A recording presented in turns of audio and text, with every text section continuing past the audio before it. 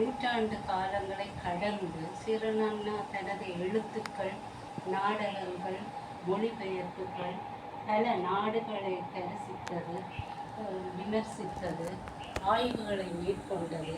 இன்னும் எனக்கு விரிவாக தெரியாது என்ன செய்து கொண்டிருக்கிறார் என்று. ஆனாலும் இந்த சிறிய எண்ணங்களுடன் இங்கு நான் பேசுவதற்கு வாய்ப்பு கிடைத்ததற்கு நன்றி தெரிவித்துக்கொண்டு, இங்கு உள்ள உரையாடலானது நாம் ஒவ்வொருவரையும் ஒவ்வொரு பல்கலைக்கழகங்களாக நினைத்து கொண்டு எண்ணிக்கையில் அல்ல, ஆழமான சிந்தனை சிதறல்களும் பரிமாற்றங்களும் இங்கு நடைபெற வேண்டும் என்பது நம் எல்லோரதும் எதிர்பார்ப்பு. இதனை ஒழுங்குபடுத்திய மொழி பதிப்பகர்களுக்கும் சேரனாவுக்கும் நன்றி கூறி இந்த நிகழ்வை நாங்கள் ஆரம்பித்து வைப்போம். முதலில் சேரனா தனது எண்ண மனத்தில் உள்ள தற்காலத்துக்கு ஏற்ற தனது கேள்விகளை இங்கு எழுப்புவார். அதன் பின் அதன் வழி அவர்களை நாங்கள் கேள்வி கேட்டு இந்த பயணத்தை மேற்கொள்வோம் என்று நம்புகிறேன். நன்றி, வணக்கம். நீங்கள் ஒவ்வொருவரும் உங்களை அறிமுகப்படுத்துவீர்கள் என்று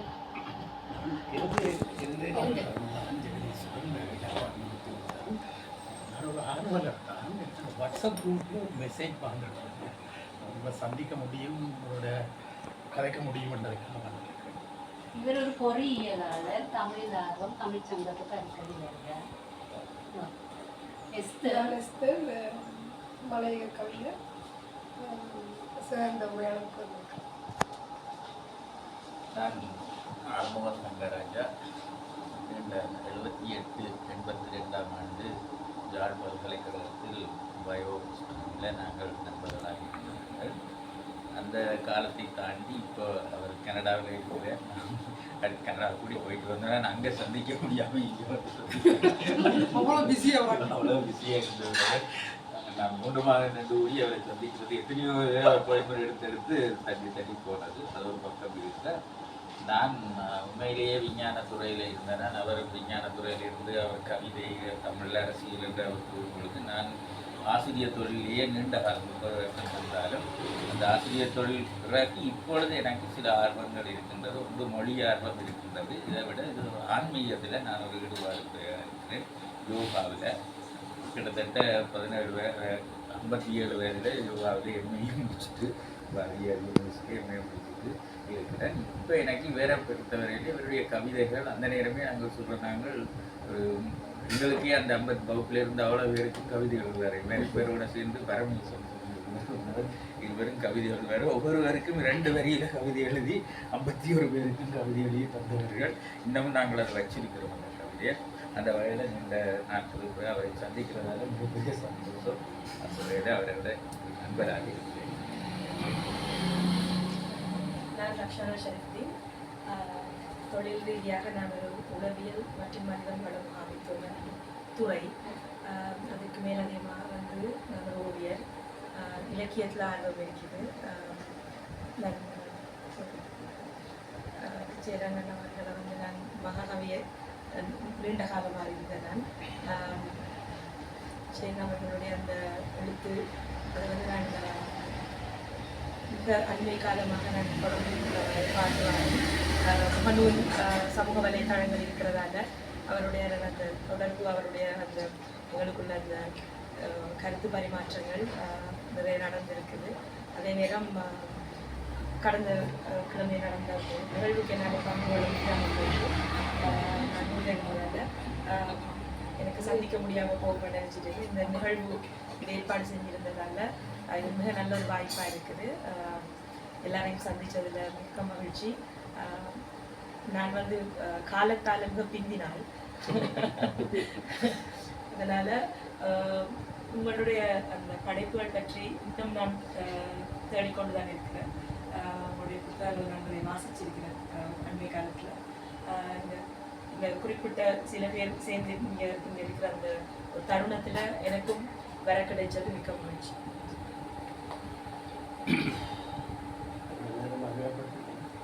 எல்லாரும் அறிமுகப்படுத்திட்டோம்.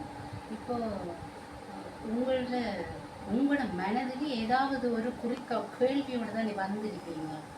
அந்த கேள்விகளை முதல் நாங்கள் கேட்போம். சரி, நாங்கள் ஒவ்வொரு தடவை கேட்போம், அவங்கள உரையாடுவோம். அப்படி கேட்டா நல்லது. கேட்டா நல்லது. உரையாடல இப்போ எனக்கு ஒரு கேள்வி இருக்கு, என்னலேருந்து ஆரம்பிப்போம். நீங்கள் முதல் இந்த கவிதையை மகாகவி ருத்ரமூர்த்தியோட கவிதைகள் என்ற ஆளுமையால் வந்ததா, இல்லை என்றால் உங்களுக்குள்ள இந்த நடைமுறை இல்லை நடந்த அனுபவங்கள் ரீதியாக உங்களுக்கு இந்த கவிதை எழுதுறதுக்கு தூண்டினதா? நீங்கள் சொன்ன 2 காரணிகளும் அது ஒரு சிறப்பான பங்கு வகித்தது. அப்பாவின் அவருடைய கவிதைகள், அவருடைய பின்னணி. 2வது அதுக்கு பிறகு அப்பா செத்த பிறகு தான் அரசியல் நிலைமை இன்னும் மோசமாகுது. 71க்கு பிறகு அது ஒரு காரணம். எல்லாவற்றையும் விட இன்னொரு முக்கியமான காரணம் எங்களுடைய அம்மா.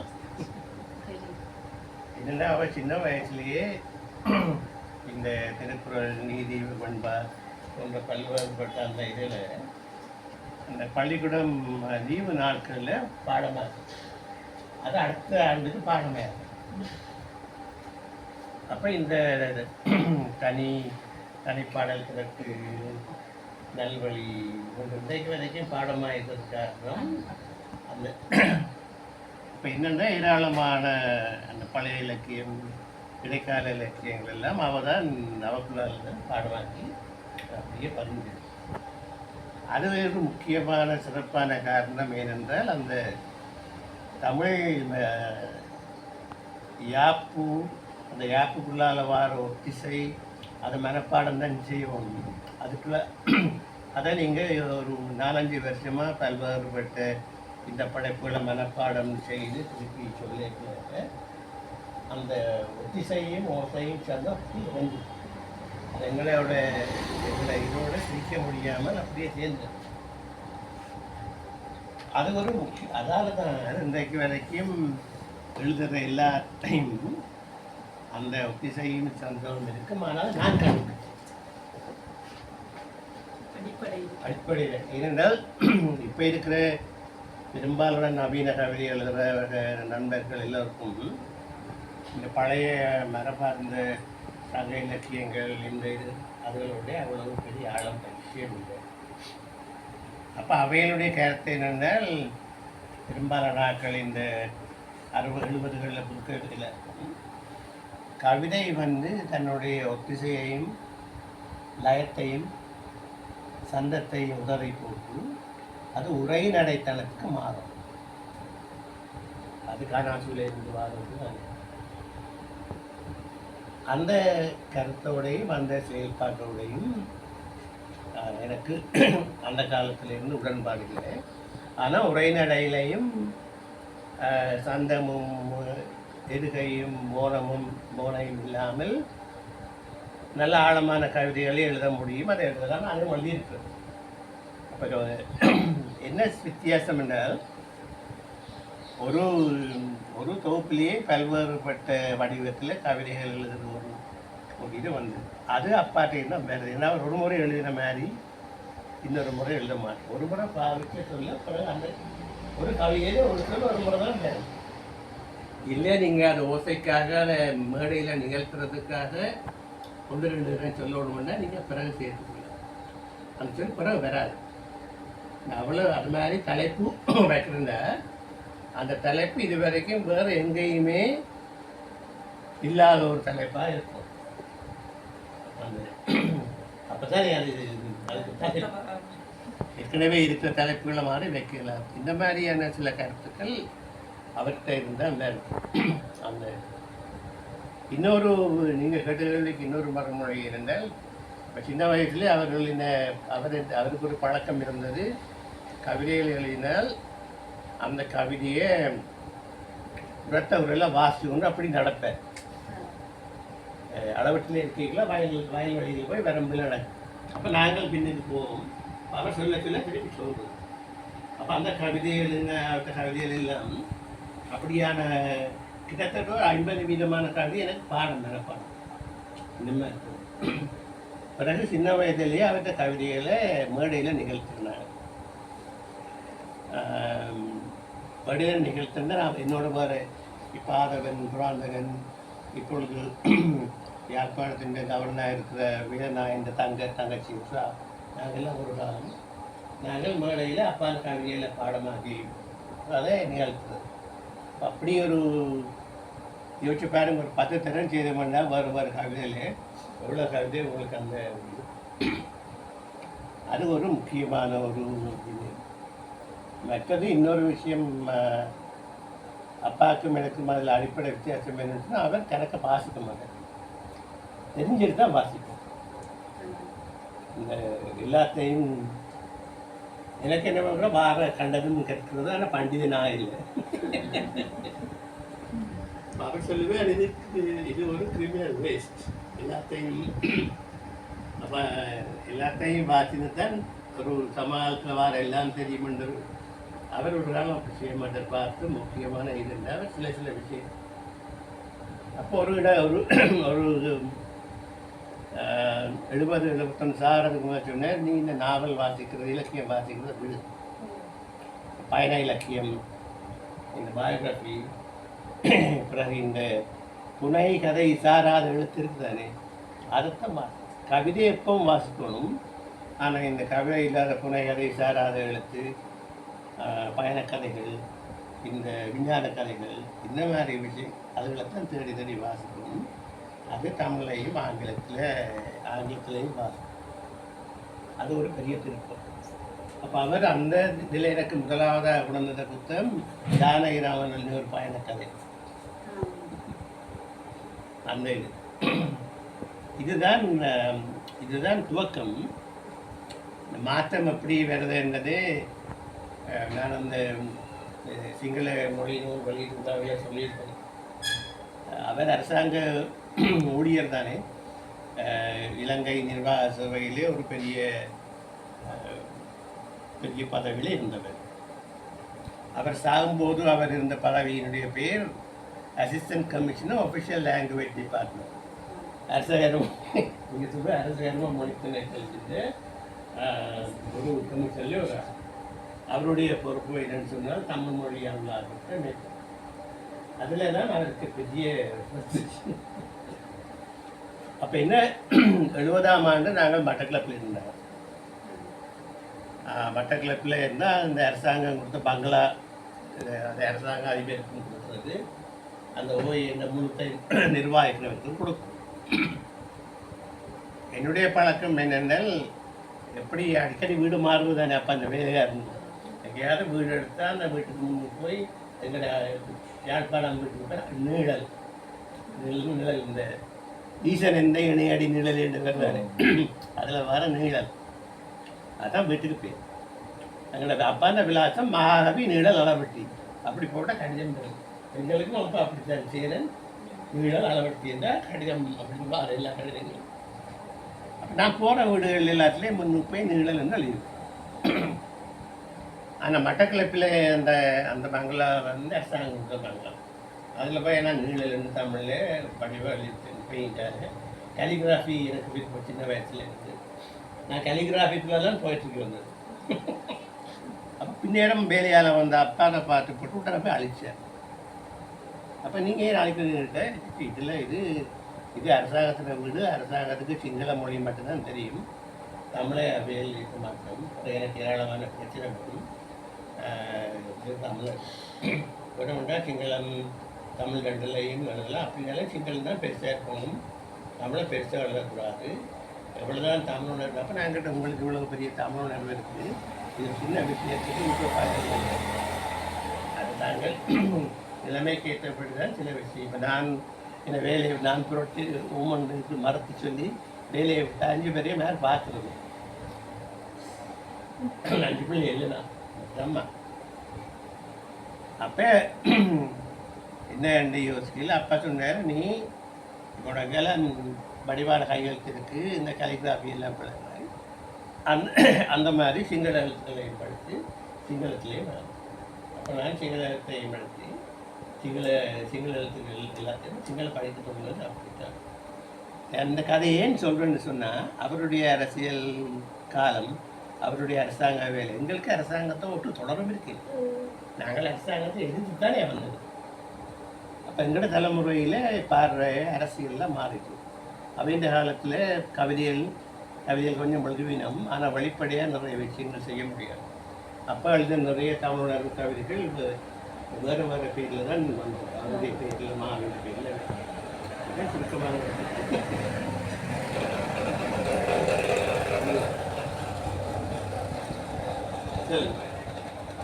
எனக்கு அது எப்பவும் ஞாபகம் இருக்கு. சிறு நண்டு மணல் மீது படம் இருக்கு. அதை வந்து சில வேளை கடல் கடந்து போகும். எனக்கு சின்னல படித்த ஞாபகம் பழைய கவிதை. அது அப்படி நிறைய கவிதைகள் எல்லாம் இருக்கு. இப்போ நீங்கள் வந்து இந்த நாடகத்துறைக்கு போனதுக்கும் இந்த நாடகங்களும் நீங்கள் செய்யணும். அதுக்கு கவிதைகள் இந்த பங்களிப்பு என்னுடைய தமிழில் எழுதிய நாடகங்களை விட ஆங்கிலத்தில் எழுதிய நாடகங்கள் தான் கூட. அதே முழுக்க கனடாவில் அமெரிக்காவில் தான் மேடையேற்றப்பட்டது. அதையெல்லாம் நாடகங்கள், கவிதையால் எழுதப்பட்ட நாடகங்கள் தான். உரையாடல் கிட்ட வந்தாலும் அது வேர்ஸ் பிளே அல்லது போய்டிக் பிளே. தமிழில் எழுதின நாடகங்களும் கனடாவில் தான் மேடையேற்றப்பட்டிருக்கு. இங்கே இலங்கை இல்லை. அது பல வகையான நாடகங்கள் வந்திருக்காது. அதில் அதனுடைய அந்த சிறப்பு இயல்பு அல்லது முக்கியமான இயல்பு இருந்தால் உரையாடல் இல்லாமல் கவிதையை நிகழ்த்துவதற்குள்ளாக, கவிதையை அரங்காற்றுவதற்குள்ளாக அதை நாடக படிமாக மாற்றும். அந்த கவிதைக்கு ஒரு கற்பனைப்படுத்த கேட்கறதுக்கு அப்பால் விஷுவல் இமேஜரி இருக்கு. இப்போ நாடகத்துக்கு தியேட்டரிக்கல் இமேஜரி வருது, சினிமாவுக்கு வந்து திரைப்படத்துறை சார்ந்த இமேஜரி வருது, அரசியலுக்கு பொலிட்டிக்கல் இமேஜினரி வருது. அப்போ இமேஜினேஷன் இல்லாமல் ஒரு துறையும் இயங்குகிறார். இமேஜினேஷன், கற்பனை, படிமம். அப்போ இந்த நாடகங்களில் முக்கிய பாரம்பரிய நாடகங்கள் இந்த பொலிட்டிக் இமேஜினேஷன், கவிதை சார்ந்த படிமத்தையும் கவிதை சார்ந்த காட்சிகளையும் மேடையில் எழுப்பணும். அதுக்கு தனியாக கவிதை மட்டுமில்லை, குரல், பின்னணியில் வர படங்கள், மேடை அமைப்பு, இந்த மாதிரியான ஒரு கவிதையும் நாடகமும் நவீன மேடை அமைப்பும் இந்த கணினி வழியாக உருவாக்குகின்ற பல விஷயங்கள் சேர்ந்ததாக மாறும். அப்போ அதனுடைய முழு பரிமாணம் அந்த வகையில் தான் என்னுடைய நாடகங்கள்லாம் வந்திருக்கு. அது ஒன்று. அப்போ நாடகங்கள் இல்லாமல் தனியாகவே நிகழ்த்துது. ஒரு 25 நிமிஷம் அல்லது 30 நிமிடங்களுக்கு என்னுடைய கவிதைகளை நான் பெர்ஃபார்ம் பண்ணுவேன். வாசிக்கிறது வேறு, அதை ஆங்கிலத்திலையும் தமிழ்லையும் அதை நிகழ்த்துகலையாக மாற்றலாம். மேடையில் எல்லா அமைப்புகளும் இருக்குது தேவையானது. அல்லது பின்னிட்டு வரக்கூடிய அந்த திரைப்படிமங்கள் ஒளி அமைப்பெல்லாம் இருக்கும். ஆனால் ஒரு சின்ன ஒரு போடியமும் ஒரு மைக்கும் தான் இருக்கும். இப்போ அதில் இன்னொரு தனியாளாக அதை கவிதா நிகழ்வுன்னு சொல்லலாம். கவிதையை வந்து நிகழ்த்துகலையாக மாற்றி நிகழ்த்துறதுன்னு சொல்லலாம். ஒரு வகையில் நாடகம் என்று சொல்லலாம். அந்த முறை தான் ஒவ்வொரு முறையும் இந்த மாதிரி செய்தால் ஒரு வேற்று மொழிகளில் போய் இப்போ இங்கே நிறைய எழுத்தாளர் விழாக்களுக்கு போயிருக்குறது, இங்கிலீஷில், ஸ்பானிஷில் எல்லாம் இருக்குது.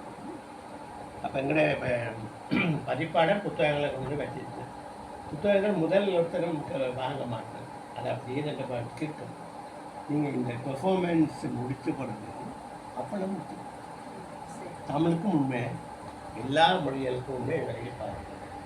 வந்து ஆக்கள் இப்படி புத்தகமாக அடக்கியிருந்தால் போய் கவிதை புத்தகத்தை போய் தேடி வாங்கி எடுக்கிறாங்க, இன்னும் குறையுது. ஆனால் ஒரு பெர்ஃபார்மன்ஸ் அந்த கவிஞரை வச்சு செய்து அதனுடைய இருக்கின்ற அதை கட்டாயம் போய் இதான் அந்த சிங்கள மொழி நூல் வெளியிட்டு விடாங்கல உள்ளுக்குள்ளே போகும்போது எல்லாரும் புத்தகம் வாங்கிட்டு போயிடும். அப்போ அந்த கவிதையை வாசித்தவன் இந்த இத்தனையாம் பக்கத்தில் இருக்க இந்த கவிதையை வாசிக்கிறது எல்லாரும் அந்த பக்கத்தில் எடுத்து அதை வாசிக்கணும். அப்போ அது ஒரு சும்மா வறுமனை கொடுக்கறது இல்லை.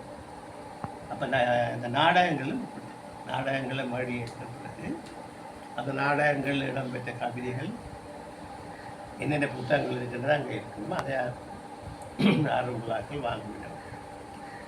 அப்போ சுருக்கமாக முடிக்கிறேன்னால் இப்போ நான்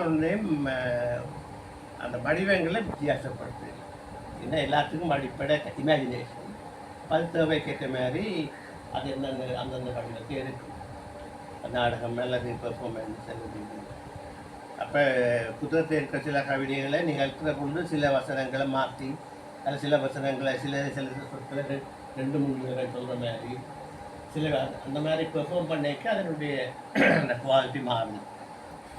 அதுதான் இந்த சாதாரணமான தீவிரமான கவிதை வாசகர்களுக்கு அப்பால சாதாரண மக்கள் இந்த பழுதுபடா இதயத்தில் கவிதையை கொண்டு செல்வதற்கான ஒரு பணி. அந்த நாடகம் கவிதைகள் எல்லாம் இருந்தாலும் ஒரு கலைஞன் ஒரு படைப்பை தனது தாய்மொழியில் செய்ய இருக்கிற சுகம் பல மொழிகளில் வரைகளையும் அதே சுகத்தை அனுபவிக்கிறீங்களா? 2 மொழியில் இந்த முதலாவது அனுபவம் மலையாளம். என்னுடைய கவிதை மலையாளத்தில் வந்தது. காற்றில் எழுதுதல் மலையாள பேரும் அதுதான். மலையாளத்தில் அந்த மொழிபெயர்ப்பை செய்த ஆட்கள் ஒரு 10 பேர் போய் அவை ஒரு மிகச் சிறப்பான ஒரு வழிமுறையை கையாண்டது. மலையாளத்தில் ஏராளமான தமிழ் கலப்பு இருக்குது. பிறகு அவையில் வடமொழியையும் சேர்த்துக்கணும். மலையாளம் தன்னுடைய மூலமான தமிழுக்கு திரும்பி போகணும், இயலுமான வரைக்கும் தமிழ் சொற்களை நாங்கள் எங்கள் பாவைக்கு ஒரு வகையான இலக்கிய எழுத்தாளர் போக்கு அங்கே இருக்குது. ஆற்றூர் ரவிவர்மா அதனுடைய முக்கியமான அவர் தான் மொழிபெயர்த்தவர். இன்னொரு போக்கு இருக்குது, இல்லை நாங்கள் தமிழை விட்டு இன்னும் வடமொழியை நாங்கள் அதுக்கு கொண்டு வரணும். இந்த மொழிபெயர்ப்பை செய்தார்கள் தமிழில் இருந்து செய்யும்போது இயலுமான வரைக்கும் மலையாளத்தில் புழங்குகிற அல்லது மலையாள தாக்களுக்கு இலகுவாக விளங்கக்கூடிய தமிழத்தில் போகும். அப்போ என்ன நடக்குதுன்னா அந்த புத்தக வெளியிடந்து அவையில் மலையாளத்தில் வாசிக்கணும், நான் தமிழில் வாசிக்கிறேன். எனக்கும் வாசிக்கும் போதும் மலையாளம் விளங்குங்க சொல்ல அந்த இது. மற்றது ஈழத்து தமிழ் பேச்சு வழக்கு அது மலையாளத்துக்கு தமிழ்நாட்டு தமிழ் பேச்சு வழக்கை விட ஒரு கணிசமான அளவும் மலையாளத்துக்கு நெருக்கமானது. அப்போ அது முழுவதும் அந்த ஆட்களோடு அது முதலாவது அனுபவம். 2வது அனுபவம் என்னென்றால் ஸ்பானிஷ் மொழி.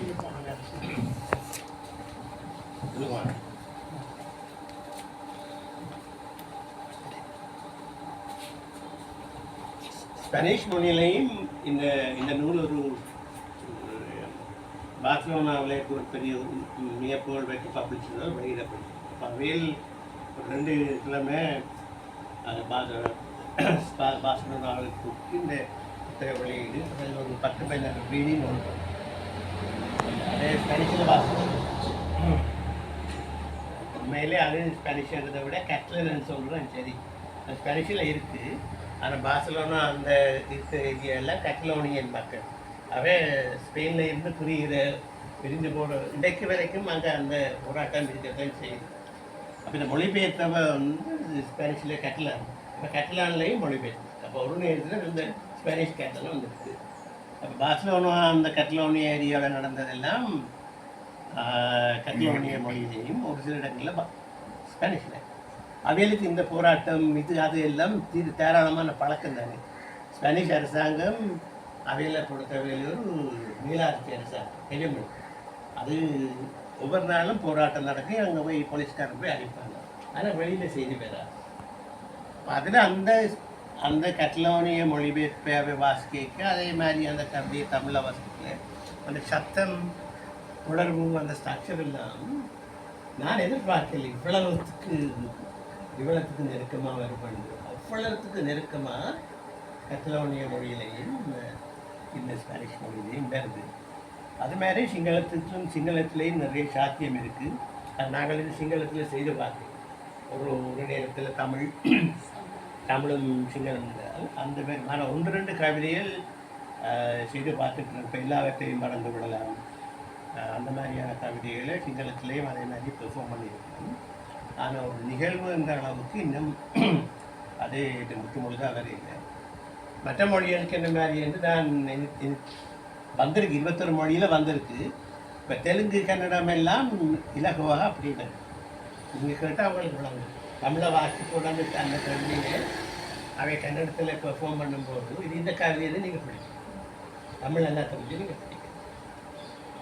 அதிலிருந்து என்ன ஒரு பாடம் கற்றுக்கொள்ளணும்னு சொன்னால், நாங்கள் ஒரு வகையில் ஒரு அறவிலித்தனமாக ஆங்கிலத்தை நோக்கி தான் போய்கொண்டிருக்கோம். நாங்கள் உண்மையில் அதை விட்டுட்டு தமிழுக்கு நெருக்கமான மற்ற மொழிகளுக்கு தான் முதல் போயிருக்கோம். மலையாளம், கன்னடம், சிங்களம், தெலுங்கு, அதனால் அந்த மொழிகளுக்கிடையே ஒரு ஊடாட்டம் வேற்றுடையில் இருந்து அப்படி போயிருந்தோம்னா எங்களுக்கு இன்னும் ஏராளமான வளங்கள் இருக்குது. அதை நாங்கள் ஒரு நீண்ட காலத்துக்கு முதல் துவங்கி இருக்கணும். ஆனால் இப்போ கொஞ்சம் தான் இருக்குது. அதை விட்டு போட்டு எல்லாரும் எங்கள் நாளில் ஆங்கிலத்தில் போய் அங்கே போனாங்க.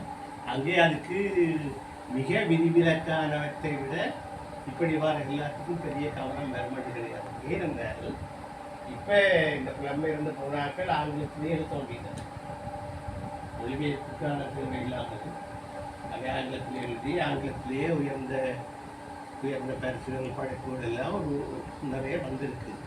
அப்போ பிறகு தமிழில் இருந்து போகிறது ஆங்கிலத்தில் கொண்டு போகிறது இன்னும் கடினமான நிலையிலே இருக்கும். அதுவும் தேவையான திருப்பி சொல்வது கடந்த 10 ஆண்டுகளாக ஆங்கிலத்தோடைய மற்ற மொழிகள் இந்த மற்ற சகோதர மொழிகள் அந்த மொழிகளுக்கு முதல் கொண்டு போய் அந்த அவைகளுக்கு தான் இந்த உணர்வு தோழமை சொலிடாரிட்டி வேணும். குறிப்பாக சிங்கள மக்கள் ஏன்னா எந்த மீடியாவும் அவைகளுக்கு உண்மை சொல்லாது. இப்போ இலக்கியம் தான் என்ன சொல்லுது. நேற்று முந்த நாள் இப்போ வந்த நாளில் இருந்து எல்லா பேப்பரும் பார்க்குது. தமிழ், இங்கிலீஷ், சிங்களம், தெலுங்கு. இப்போ ஐக்கிய நாடுகள் ஆணையாளருக்கு அது எல்லா தமிழ் பேப்பர்லேயும் வருது. ஒற்று சிங்கள பேப்பர், ஒற்று இங்கிலீஷ் பேப்பர்லேயும் வராது.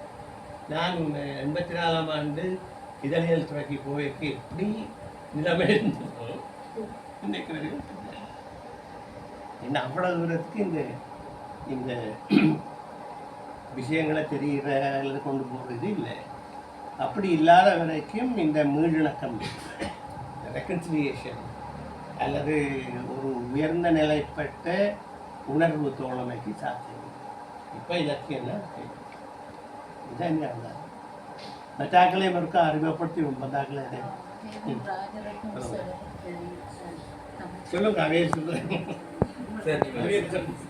நான் ராஜாவிடம் கொழும்பு இந்த குழம்பு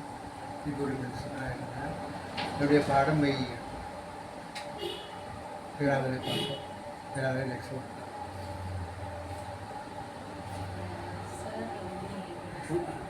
நான் கொடுக்குறேன். எனக்கு பத்திரிகையில் பென்ஷன் இன்டீரியராக இருக்கேன்.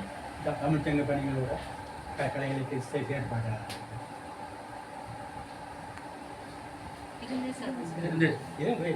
நான் exercise department Madurai exercise department இப்போ பென்ஷன் எனக்கு கூட ஈடுபாடு மாநிலங்கள் போகிறேன். அப்பாவை படிச்சிருக்கேன். ஓ சரி. அப்போ தெரியும் உங்களுக்கு. என்னுடைய பேர் நந்தோம். உங்களுக்கு தெரிஞ்ச அப்பா பிடிச்சது எல்லாத்துக்கும் கவிதை எழுதியது. வீட்டில் ஆடு வளர்த்து ஆடு செத்தாலும் நமக்கு கொடுப்பாங்க. அப்பாவும் எடுப்பாங்க. எல்லாத்துக்கும் ஒரு கவிதை நான் வாட்சிருக்கேன். அது தெரிஞ்ச ஃப்ரெண்ட்ஸ் அப்படின்னு செத்தா அது கொடுப்பாங்க.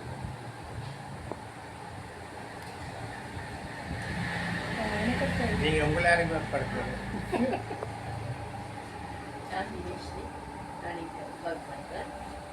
ஒரு மாதம் காலமாக எனக்கு ஒரு கேள்வி இருக்கு. நீங்கள் சொன்ன ஒரு விஷயத்தை நான் தொடர்படுத்தி கொடுப்பேன். கவிதைக்கும் தந்தை அவர்களுடைய கவிதைக்கும் அவருடைய கவிதைக்கும் தொடர்பு இருந்து நீங்கள் வந்து ஒரு தரம் ஒரு முறை பாதித்த அந்த சொல்ல அவர் திரும்ப பாதிக்கப்பட்டார். அடுத்து வந்து மரபையும் நீங்கள் அவர்கிட்ட இருந்து படித்து கொண்டீங்க.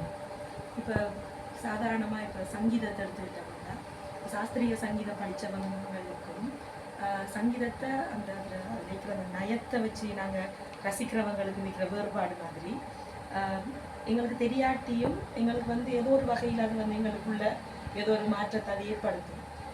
அது மாதிரி ஒரு கவிதையை வந்து வாசிக்கிறவங்களுக்கு மொழியில் நிறைய பாண்டித்தியம் இல்லாட்டி யாப்புட அந்த யாப்பு அமைதி அதில் அந்த ஓசை அதில் தெரிந்தவர்கள் அதை அணுகிறதுக்கும் அது தெரியாதவங்க அணுகிறதுக்கும் எந்த கவிதையாக இருந்தாலும் அதுக்கு ஒரு வேறுபாடு ஒன்று இருக்குமா? இப்போ நாங்கள் ஒரு கவிதையை அணுகுற நேரம் எங்களை அறியாமலே அதில் ஒரு படி நாங்கள் ஆழ்ந்து அதை உள்வாங்கிறதுக்கு இல்லாட்டி அதை ரசிக்கிறதுக்கு இல்லாட்டி அதில் இருந்து எங்களுக்கு ஏதோ ஒரு விஷயத்தை எடுத்துக்கொள்றதுக்கு ஏன்னா நான் வந்து இப்போ நீங்கள் வந்து யாப்பும் தெரிஞ்சிருக்கு, உங்களுக்கு மரபும் தெரிஞ்சிருக்கு, நீங்கள் ரெண்டும் எழுதுறீங்க, ரெண்டு வகையாகவும் எழுதுகிற ஒருத்தர் அடிப்படையில் அப்படியானவர்களுடைய பாப்புலேஷன் வந்து இப்போ வெகுவாக குறைவாக இருக்கிறது. அப்போ நான் வந்து என்னுடைய தந்தையார்கிட்ட இருந்து நான் யாப்பு படிச்சிருக்கிறேன். ஸோ இப்போ நான் வந்து வெண்பாக்கள் எழுத முடியல நாங்கள். இப்போ எனக்கு வந்து இப்போ நீங்கள் சொல்கிற நேரம் இப்போ என்ன மாதிரி இப்போ நான் எப்படி அதை அணுகிறேன், உங்களுடைய பார்வை அது எப்படி இருக்குது, நீங்கள் எப்படி அதை எவ்வளோ தூரம் அதை உள்வாங்குறீங்க, அது உங்களுக்கு எவ்வளோ சாதக பாதகமாக இருக்குது. அது மொழி ஆழ்கைங்கிறது வந்து இப்போ கவிதை எடுத்துக்கொண்டா சொல்லாட்சி மொழியாட்சி ரெண்டுமே இருக்குது, சொல்லாட்சி பொருளாட்சி ரெண்டுமே இருக்குது. ஸோ அதுக்கு வந்து உங்களுடைய தந்தையார்கிட்ட இருந்து நீங்கள் பெற்ற அந்த அனுபவம் உங்களுக்கு எப்படி அதுக்கு ஒரு பெரிய ஒரு இதை திறந்து விட்டு மாவி அடிக்கடி சொல்கிறவர் என்னன்னு சொன்னால் அவருடைய பழைய கவிதையில் ஒன்று பார்த்தீங்கன்னா அவர் கவிதையே யாப்புக்குள் இருந்து யாழ் மீட்டுகோள் என்ற உருவத்தை பாய்த்து பிறகு அவற்றை பொருநூரில் இருக்க இன்னொரு கவிதையில் வந்து சீர்தலை ஓசையால் செப்பிட்டு ஒரு சீரான மண்ணில் சக்கர மாதிரி அது கவிதையை உருவதுன்னு சொல்லியிருக்கார். அதே நேரம் அவர் அந்த குறும்பா தொகுதி வந்த நேரம் அதுக்கு எழுதின ஒரு முன்னுரை ஒரு மிகச் முக்கியமான முன்னுரை. அதில் அவர் என்ன சொல்கிறாருன்னு சொன்னால் கவிதை என்பது பல்வேறு பரந்து வேறுபட்டது, கடவுளையும் காதலியையும் போக்குவதற்காக மட்டும் எழுதப்படுவது அன்று அது சாதாரண மனிதனின் பழுதுபடாத உள்ளத்தில் காயப்படப்படும் கோட்பாடுகளை விளங்கிவிட்டு சமைத்துக் கொள்ள முடியாத பண்டிதர்கள் இத்தகையர்களும் முன்முன்கு பார்ப்பதற்காக அல்ல. அவர் என்ன பிறகு சொல்றாரு, அவர் அந்த சுருக்கமான யாப்பு வடிவங்களை அவரும் அவரை வச்சிருந்த காலத்தாக்கள் யாப்ப மீற இல்லை, அதை சாதாரணமான பேச்சு வழக்குக்கு இயல்பான முறையில் கொண்டு வருகிறார். அதுக்கு ஒரு சின்ன உதாரணம் சொன்னால் அவங்களுக்கு விளங்கு பண்பாகவே எடுத்துக்கொள்ளும். இன்று புயல்வானம் பொழிந்த நெடுந்தாரை என்றும் மகழ்கமரும் என்பதால் சொல்றாரு. கொடுப்பார் இதுங்களை முக்கியமான வரி நின்று புயல் வானம் பொழிந்த நெடுந்தாரை. அது உண்மையாக என்ன சொன்னால் நெடுந்தாரை மேலே இருந்து நின்று பொழிந்தார், தலையெல்லாம் மாற்றித்தான் போக்குது கவிதை. அப்படி அந்த காலத்து பழைய நிறைய பண்பாக்களை பார்த்தீங்கன்னு சொன்னால் இது சிக்கல் இருக்கு, வெறும் இருக்கமாம் அசைநிலை வரும். மருதம் வீட்டு இருக்கும் மாதோவை வெட்டணும், ஆனால் அந்த அதுக்கு வெட்ட முடியாது. இப்போ இவேந்தே ஒரு பண்பா பாருங்க, நீலாவ நலந்தது தோடம் பழச்சுவை போல் தொங்கும் நிலமொழியில் ஆட வருவா என்று ஆற்றோரம் ஓடத்தில் நான் காத்திருந்தேன் நடைச்சாம மாமட்டும் என் காக்க வைத்தா ஏனை ஒரு சொல்லு வந்து கட்டாயமாக அங்கே விழுதா கொட்டுற மஞ்சள். அதாவது சொல்ல தேடி ஓட இல்லை,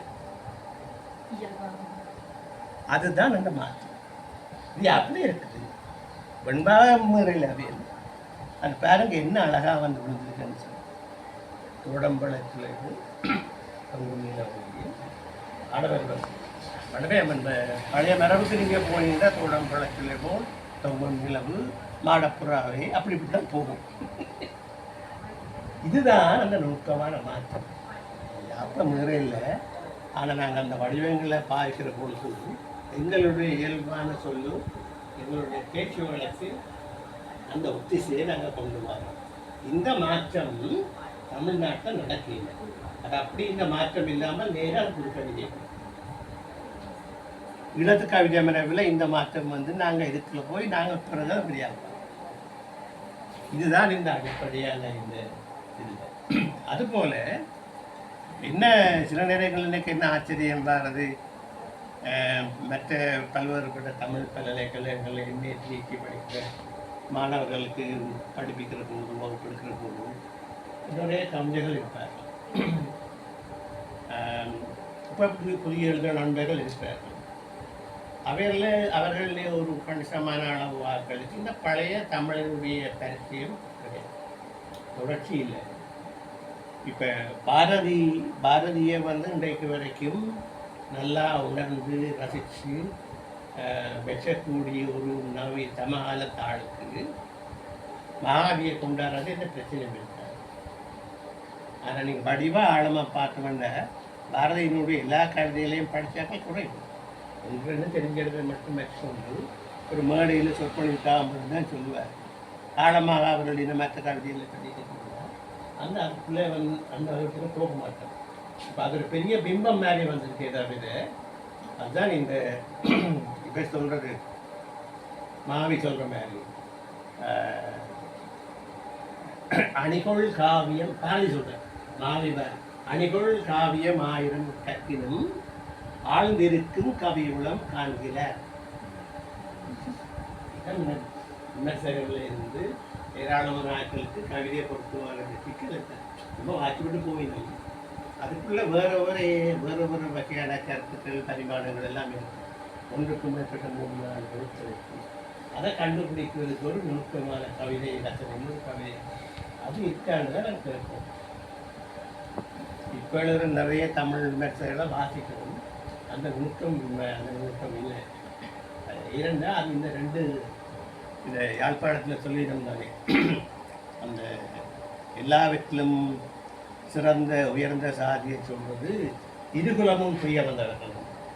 இருகுலமும் துய வந்த சாதி என்றால் அப்பா மரபு பேட்டர்னல் ட்ரெடிஷன்லையும் மெட்டர்னல் ட்ரெடிஷன்லையும் அஞ்சாறு தலைமுறையாக வந்து வேறு எந்த கலப்பும் இருக்கு. தூய்மை அது இருகுலமும் துய வந்த மரபு. சரி, ஆனால் அதை நாங்கள் வேறு முறையில் பயன்படுத்துகிறோம். இந்த தமிழ் இலக்கிய மரபுக்கும் தமிழுக்கு கவிதை மரபுக்கும் ஒன்று இந்த செவ்வியல் கிளாசிக்கல் லிட்ரேச்சர் ரகுநாமியல் இருக்குது. அதை நாங்கள் ஒரு கவிஞர்கிட்ட போய் கட்டாயப்படுத்தி வைக்கிறது 2ஐயும் போய் படிக்காமல் எழுத முடியாதுன்னு சொல்லிடுறாங்க. ஆனால் அது தெரிஞ்சிருக்கேக்குள்ள வாரது அதுக்கு வரக்கூடிய ஆழமும் பார்வையும் ஒரு வீச்சும் வேறையாக இருக்குமென்னு கருத்து.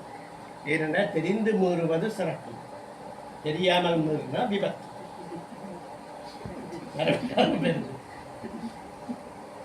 இந்த யாப்பு அதன்படி போகிறனால சிங்களம் மலையாளம் அதுலேயும் யாப்புக்கள் கவிதைக்கு இருக்குன்னாங்க. அதுக்கும் தமிழ் யாப்புக்கும் ஏதாவது தொடர்பு? எந்த யாப்புக்கு? கவிதை எழுதுகிற மரபுக்கு. அது ஒரு பெரிய மொழி பெயர்ப்புல தானே நாங்கள் பார்க்குறோம். ஆனால் அவைக்காண்டு ஒரிஜின் இருக்குல்ல. அது இருக்கும். அது அதை நாங்கள் கவனம் செலுத்த வேண்டியது என்னென்னு சொன்னால், அவர் அந்த பிரமல் தர்மசுராமு பிரமல் என்ற கவிஞர் இருந்தவர். அவர் தன்னுடைய கண்ணாடியுள்ளிருந்து இந்த தொகுப்புக்கு ஒரு முன்னிலை. அந்த முன்னிலை அது புதுக்கவிதையில் உச்சம் பெறுகிற காலத்தில் வந்த தொகுப்பு ஆஸ்பதிப்பை வெளியிட்டது. அந்த தொகுப்பு பேர் கண்ணாடியுள்ளிருந்து. அந்த அதுக்கவர்களுடைய முன்னிலையில் முதலாவது வெளியிட்டார். கவிதையினுடைய பெயர் எப்பொழுதும் கவிதைதான்.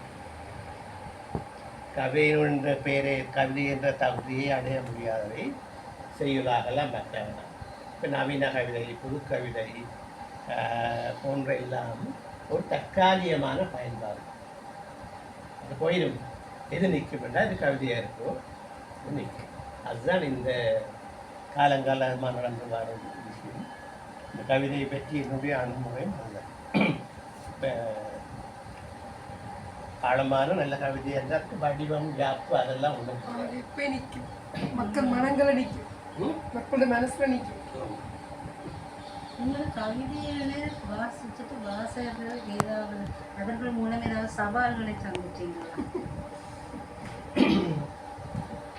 ரெண்டு இதுக்கு இஸ்ரேல் பதில் சொல்கிற மாதிரி சொல்லுவோம். இஸ்ரேல்கிட்ட உங்கள்கிட்ட அணுகாயுதம் இருக்கான்னு கேட்டால் ஓம் இல்லைன்னுவாங்க. ஆனால் ஓமன்னு சொல்ல மாட்டாங்க, இல்லைன்னு சொல்ல மாட்டாங்க, ஆனால் வச்சிருக்கிறாங்க. அது மாதிரி தான் இந்த கேள்விக்கு ஓம் அல்லது இல்லைன்னா ஒரு ஆழமற்ற வாசகர்கள் அது விளங்கவில்லை என்று சொல்கிற ஒரு போக்கு எல்லா கவிதையிலும் இல்லை. சில கவிதைகளை வாசி போட்டு விளங்கவில்லை என்று சொல்லிவிடும். ஆழமான வாசகர்கள் அதை புரிஞ்சு கொள்கிறார். இப்போ எங்களுக்கு சவால் என்னென்றால் நாங்கள் எழுதுகிற எல்லா கவிதைகளும் எல்லா மாதிரி ஒரே நேரத்தில் ஒரே ஆக்களுக்கு போகணும் என்று நாங்கள் எழுத வேண்டுமா இல்லையான்றது என்னை பொறுத்தவரையில் இல்லை. ஏன்னா அது ஒரு கவிஞருடைய அவருடைய தேர்வையும் அவருடைய சுற்றுச்சூழலையும் எல்லாமே அமைந்த கவிதை வடிவம் கவிதை தேர்வுகள் எல்லாம் மாறுது. அப்போ சில நேரங்களில்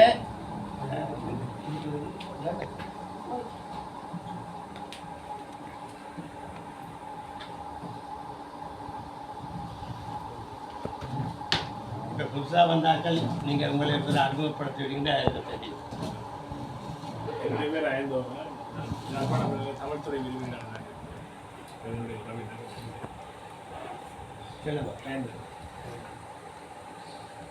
கணிதமான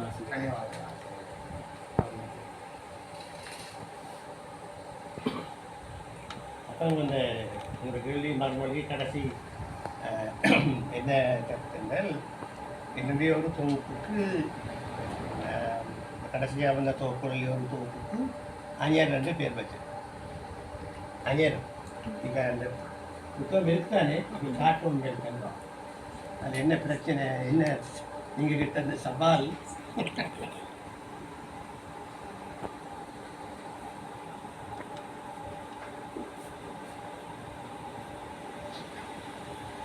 இதுதான் அந்த தலைப்பு.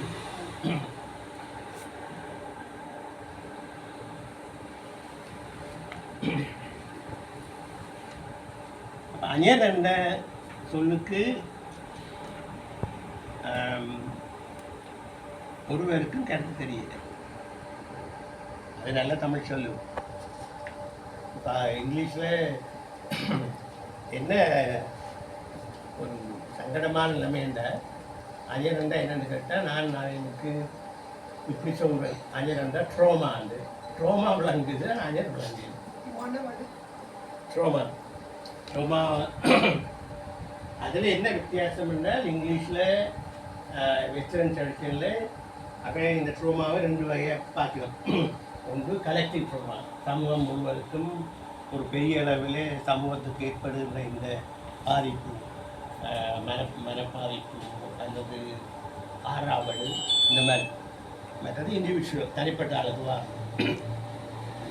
அப்போ இந்த தொகுதிக்கு நிறைய கவிதைகள் இந்த ஒரு இனப்படுகொலை கூட்டலான சமூகத்தினுடைய ஆறாவடு இந்த மாதிரி இதுகளை பொறுத்தது. அப்போ அதுக்கு ஒரு தமிழ் சொல் இல்லாமல் இருக்காதுன்னு யோசிச்சேன். ஏனெண்டா சங்க காலத்தில் எல்லாம் போர் தானே, வெற்றி கொன்றது தானே இல்லை. அந்த மாதிரியான ஏராளமான ஆட்களை வெட்டி கொண்டு அதில் உங்களுக்கு தெரியும் நிறைய படிவங்கள் வேறு என்ன வெட்டின கரையெல்லாம் தாமரை பூ மாதிரி போட்டுருக்குறதா எழுதுறாங்க சங்க கம்யூனிஸ்ட். அவ்வளோ தூரத்துக்கு அந்த மாதிரியான ஒரு காலகட்டத்தில் அந்த போருக்கு பிறகான அந்த மனநிலை துயரம், இந்த ஆறாவடு, இந்த பயப்பிராந்தி எல்லாம் இருக்கத்தானே வேணும். அதுக்கு ஒரு சொல்லி இருக்கத்தானே வேணும்னு தெரிந்தால் அப்போ தான் என்ன ஆணியர் என்று சொல்ல கண்டுபிடிச்சு நல்ல சொல்லு. ஞானாவிலையும் பேர் எங்களுக்கு ஞானாவை பிடிக்கிறதே ஞானா அப்போ அது நீங்கள் நம்ப மாட்டீங்கள். இந்த புத்தகத்தை வாங்கி வாசிக்க முதல் அந்த தலைப்பு ஒருத்தருக்குமே இல்லை. அதனால தான் அந்த அஞ்சரண்டு சொல்லு சங்க இலக்கியத்தில் எங்கே வருதுன்றது அதில் போட்டு. அப்போ என்ன நடக்குதுன்னா நாங்கள் நிறைய நல்ல சொல்லுகளை வழக்கத்துக்கு கொண்டு வரையில்லை. ஆனால் இலக்கியவாதிகளுக்கும் கவிஞர்களுக்கும் அந்த பொறுப்பு. அதுக்காக மொத்தமாக கொண்டு போக முடியாது. அந்த அது அந்த பொருத்தமான முறையிலையும் பொருத்தமான சொல்லத்தான் அதை கொண்டு போடுவோம். ஆனால் மற்ற மொழிகளில் நிறைய பேர் அப்படியே செய்யணும். தமிழில் அதே ஒரு நிறைந்த உள்ளுணர்வோடு செய்கிறார்கள் வந்து சொல் வாங்கிய தேர்வதில்லை. ஒரு சொல் திருப்பி வேணும். இப்போ நவீன கவிதையின் இன்னொரு வடிவம் என்னென்றால் ஆங்கிலத்திலே அதுக்குள்ளே சேர்க்கிறது. ஆங்கிலத்திலே தலைப்பு வருது, ஆங்கிலத்திலே கவிதைகள் எல்லாமே எல்லாத்தையும் இந்த முறை அது சந்தர்ப்பத்துக்கு ஏற்ற மாதிரி அது பொருத்தமாக இருக்குன்னு அவையில் சொல்லிடணும். சில புத்தகங்களுக்கு தலைப்பும் இருக்குது. காஃபி ஹவுஸ் வந்து ஒரு கவிதை எழுதணும். என்ன காஃபி ஹவுஸ் அல்லது கஃபே என்றது தான் அவைகளுக்கு பரிச்சயமாக இருக்குது. அதை வேறு வகையாக சொல்ல வேணுமென்று முயற்சி செய்யணும். அப்படி செய்கிறது தான் இந்த பழைய புது சொல்லுகள் உருவாகும். அதை பயன்பாட்டுக்கு வருது. நாளாந்தம் எல்லாரும் செய்யலாம், மொழிக்கு வளர்ந்தது. அப்போ இலக்கியவாதிகளுக்கு அது ஒரு முக்கியமான விஷயம். அது ஒரு பெரிய சவால். ஆனால் அப்படி அதை எதிர்கொள்வதற்கு உங்களுக்கு அந்த அந்த முன்னுணர்வு இருக்கும். நாங்கள் ஒவ்வொரு சொல்லி ஒரு தலைப்பு ஒவ்வொரு தலைப்பு எழுதுகிற போது எந்த இடத்துல நான் இலக்கணத்துக்கும் எந்த இடத்துல இலக்கணத்தை நகர வித்தியாசம். அது இப்போ எல்லாரும் செய்கிற இன்னொரு முக்கியமான மற்றுமண்ண சொல்லுப்பாங்க. இப்போ அப்பா மற்றும் அம்மா வந்தார். அப்பாவும் அம்மாவும் வந்தார். அப்பா மற்றும் அம்மா வந்தார். அது ஏனென்றால் இங்கிலீஷ் எது நேர வருது அண்ட் மம் அண்ட் டாட். இப்போ அண்ட் என்ற அந்த பயன்பாடு இவங்களை தான் மட்டுமென்று போட்டு இப்போ மட்டும் இல்லாமல் போட்டு வசனம் இல்லாமல் எங்களுக்கு உண்மை தொகை எடுத்தாரு. சேரனும் திங்கள் துடையுடை சேரனும் சோழனும் பாண்டியன் என்ன அது உண்மை தொகை. அப்போதைக்கு திங்கள் குடையுடை சேரன் மற்றும் சோழன் மற்றும் பாண்டியன் இப்படி எழுதுறது. இது ஒரு சின்ன உதாரணம். இந்த மாதிரியான ஏராளமான உதாரணங்கள் தமிழ் இப்போ இந்த காலத்து தமிழ் இலக்கியம் தமிழ் கவிதை மட்டுமன்றி அதுபோல் இப்போ நாங்கள் பத்திரிகை ஊடகத்துறையை பற்றி சொல்ல வேணாம். நாம் ஒவ்வொரு முறை செய்தி வாச்சா நான் ஒரு கோப்பை தண்ணிக்கு விழுந்து தற்கொலை செய்வேன். இப்போ இந்த நிகழ்ச்சியை பற்றி 2-3 ரிப்போர்ட்டே வந்திருக்கு. குறிப்பு அவன் சேரன் ருத்ரமூர்த்தின்னு எழுதினான். நான் தமிழில் வந்து சும்மா சேரன் தான் போகணும். எல்லாருக்குமே தெரியும் சேரன் அல்லது கவிஞர் சேரன். அப்போ அந்த எழுதுறாக்களுக்கு இது கூட தெரியாது. ஏன்னா என்ன மற்ற ருத்ரமூர்த்தி என்று இலங்கையிலே ருத்ரமூர்த்தி என்று எழுதினோம். மிக அரிதாக தான் சில பேர் இந்த வடமொழியை அப்படியே பாவிக்கும். எங்களுடைய அப்பா ஒரு காலமும் ருத்ரமூர்த்தி என்று எழுதி ருத்ரமூர்த்தி ஏண்டா அது தத்துவ முறையில் வேறு ஒரு வடமொழி ஒரு வட சொல்லு தமிழுக்கு வரும்போது தமிழுக்குரிய ஒளியியல்பையும் தமிழுக்குரிய வடிவத்தையும் எடுத்துக்கொண்டு வர வரும். அப்படி வராட்டில் அது இந்த தற்சம மண்ட முறையிலே அப்படி வரும். அதை நாங்கள் பெரும்பாலும் பாதிக்கிறோம். ஆனால் இப்போ இந்த செய்தி எழுதுறாங்களுக்கு அந்த ஒரு சின்ன அடிப்படை கூட தெரியாது. ஈழம் இலங்கைன்னு எழுதுவாங்க. இப்போ ஈழம் வந்து இலங்கை தானே. இனி மெட்டாக்கள்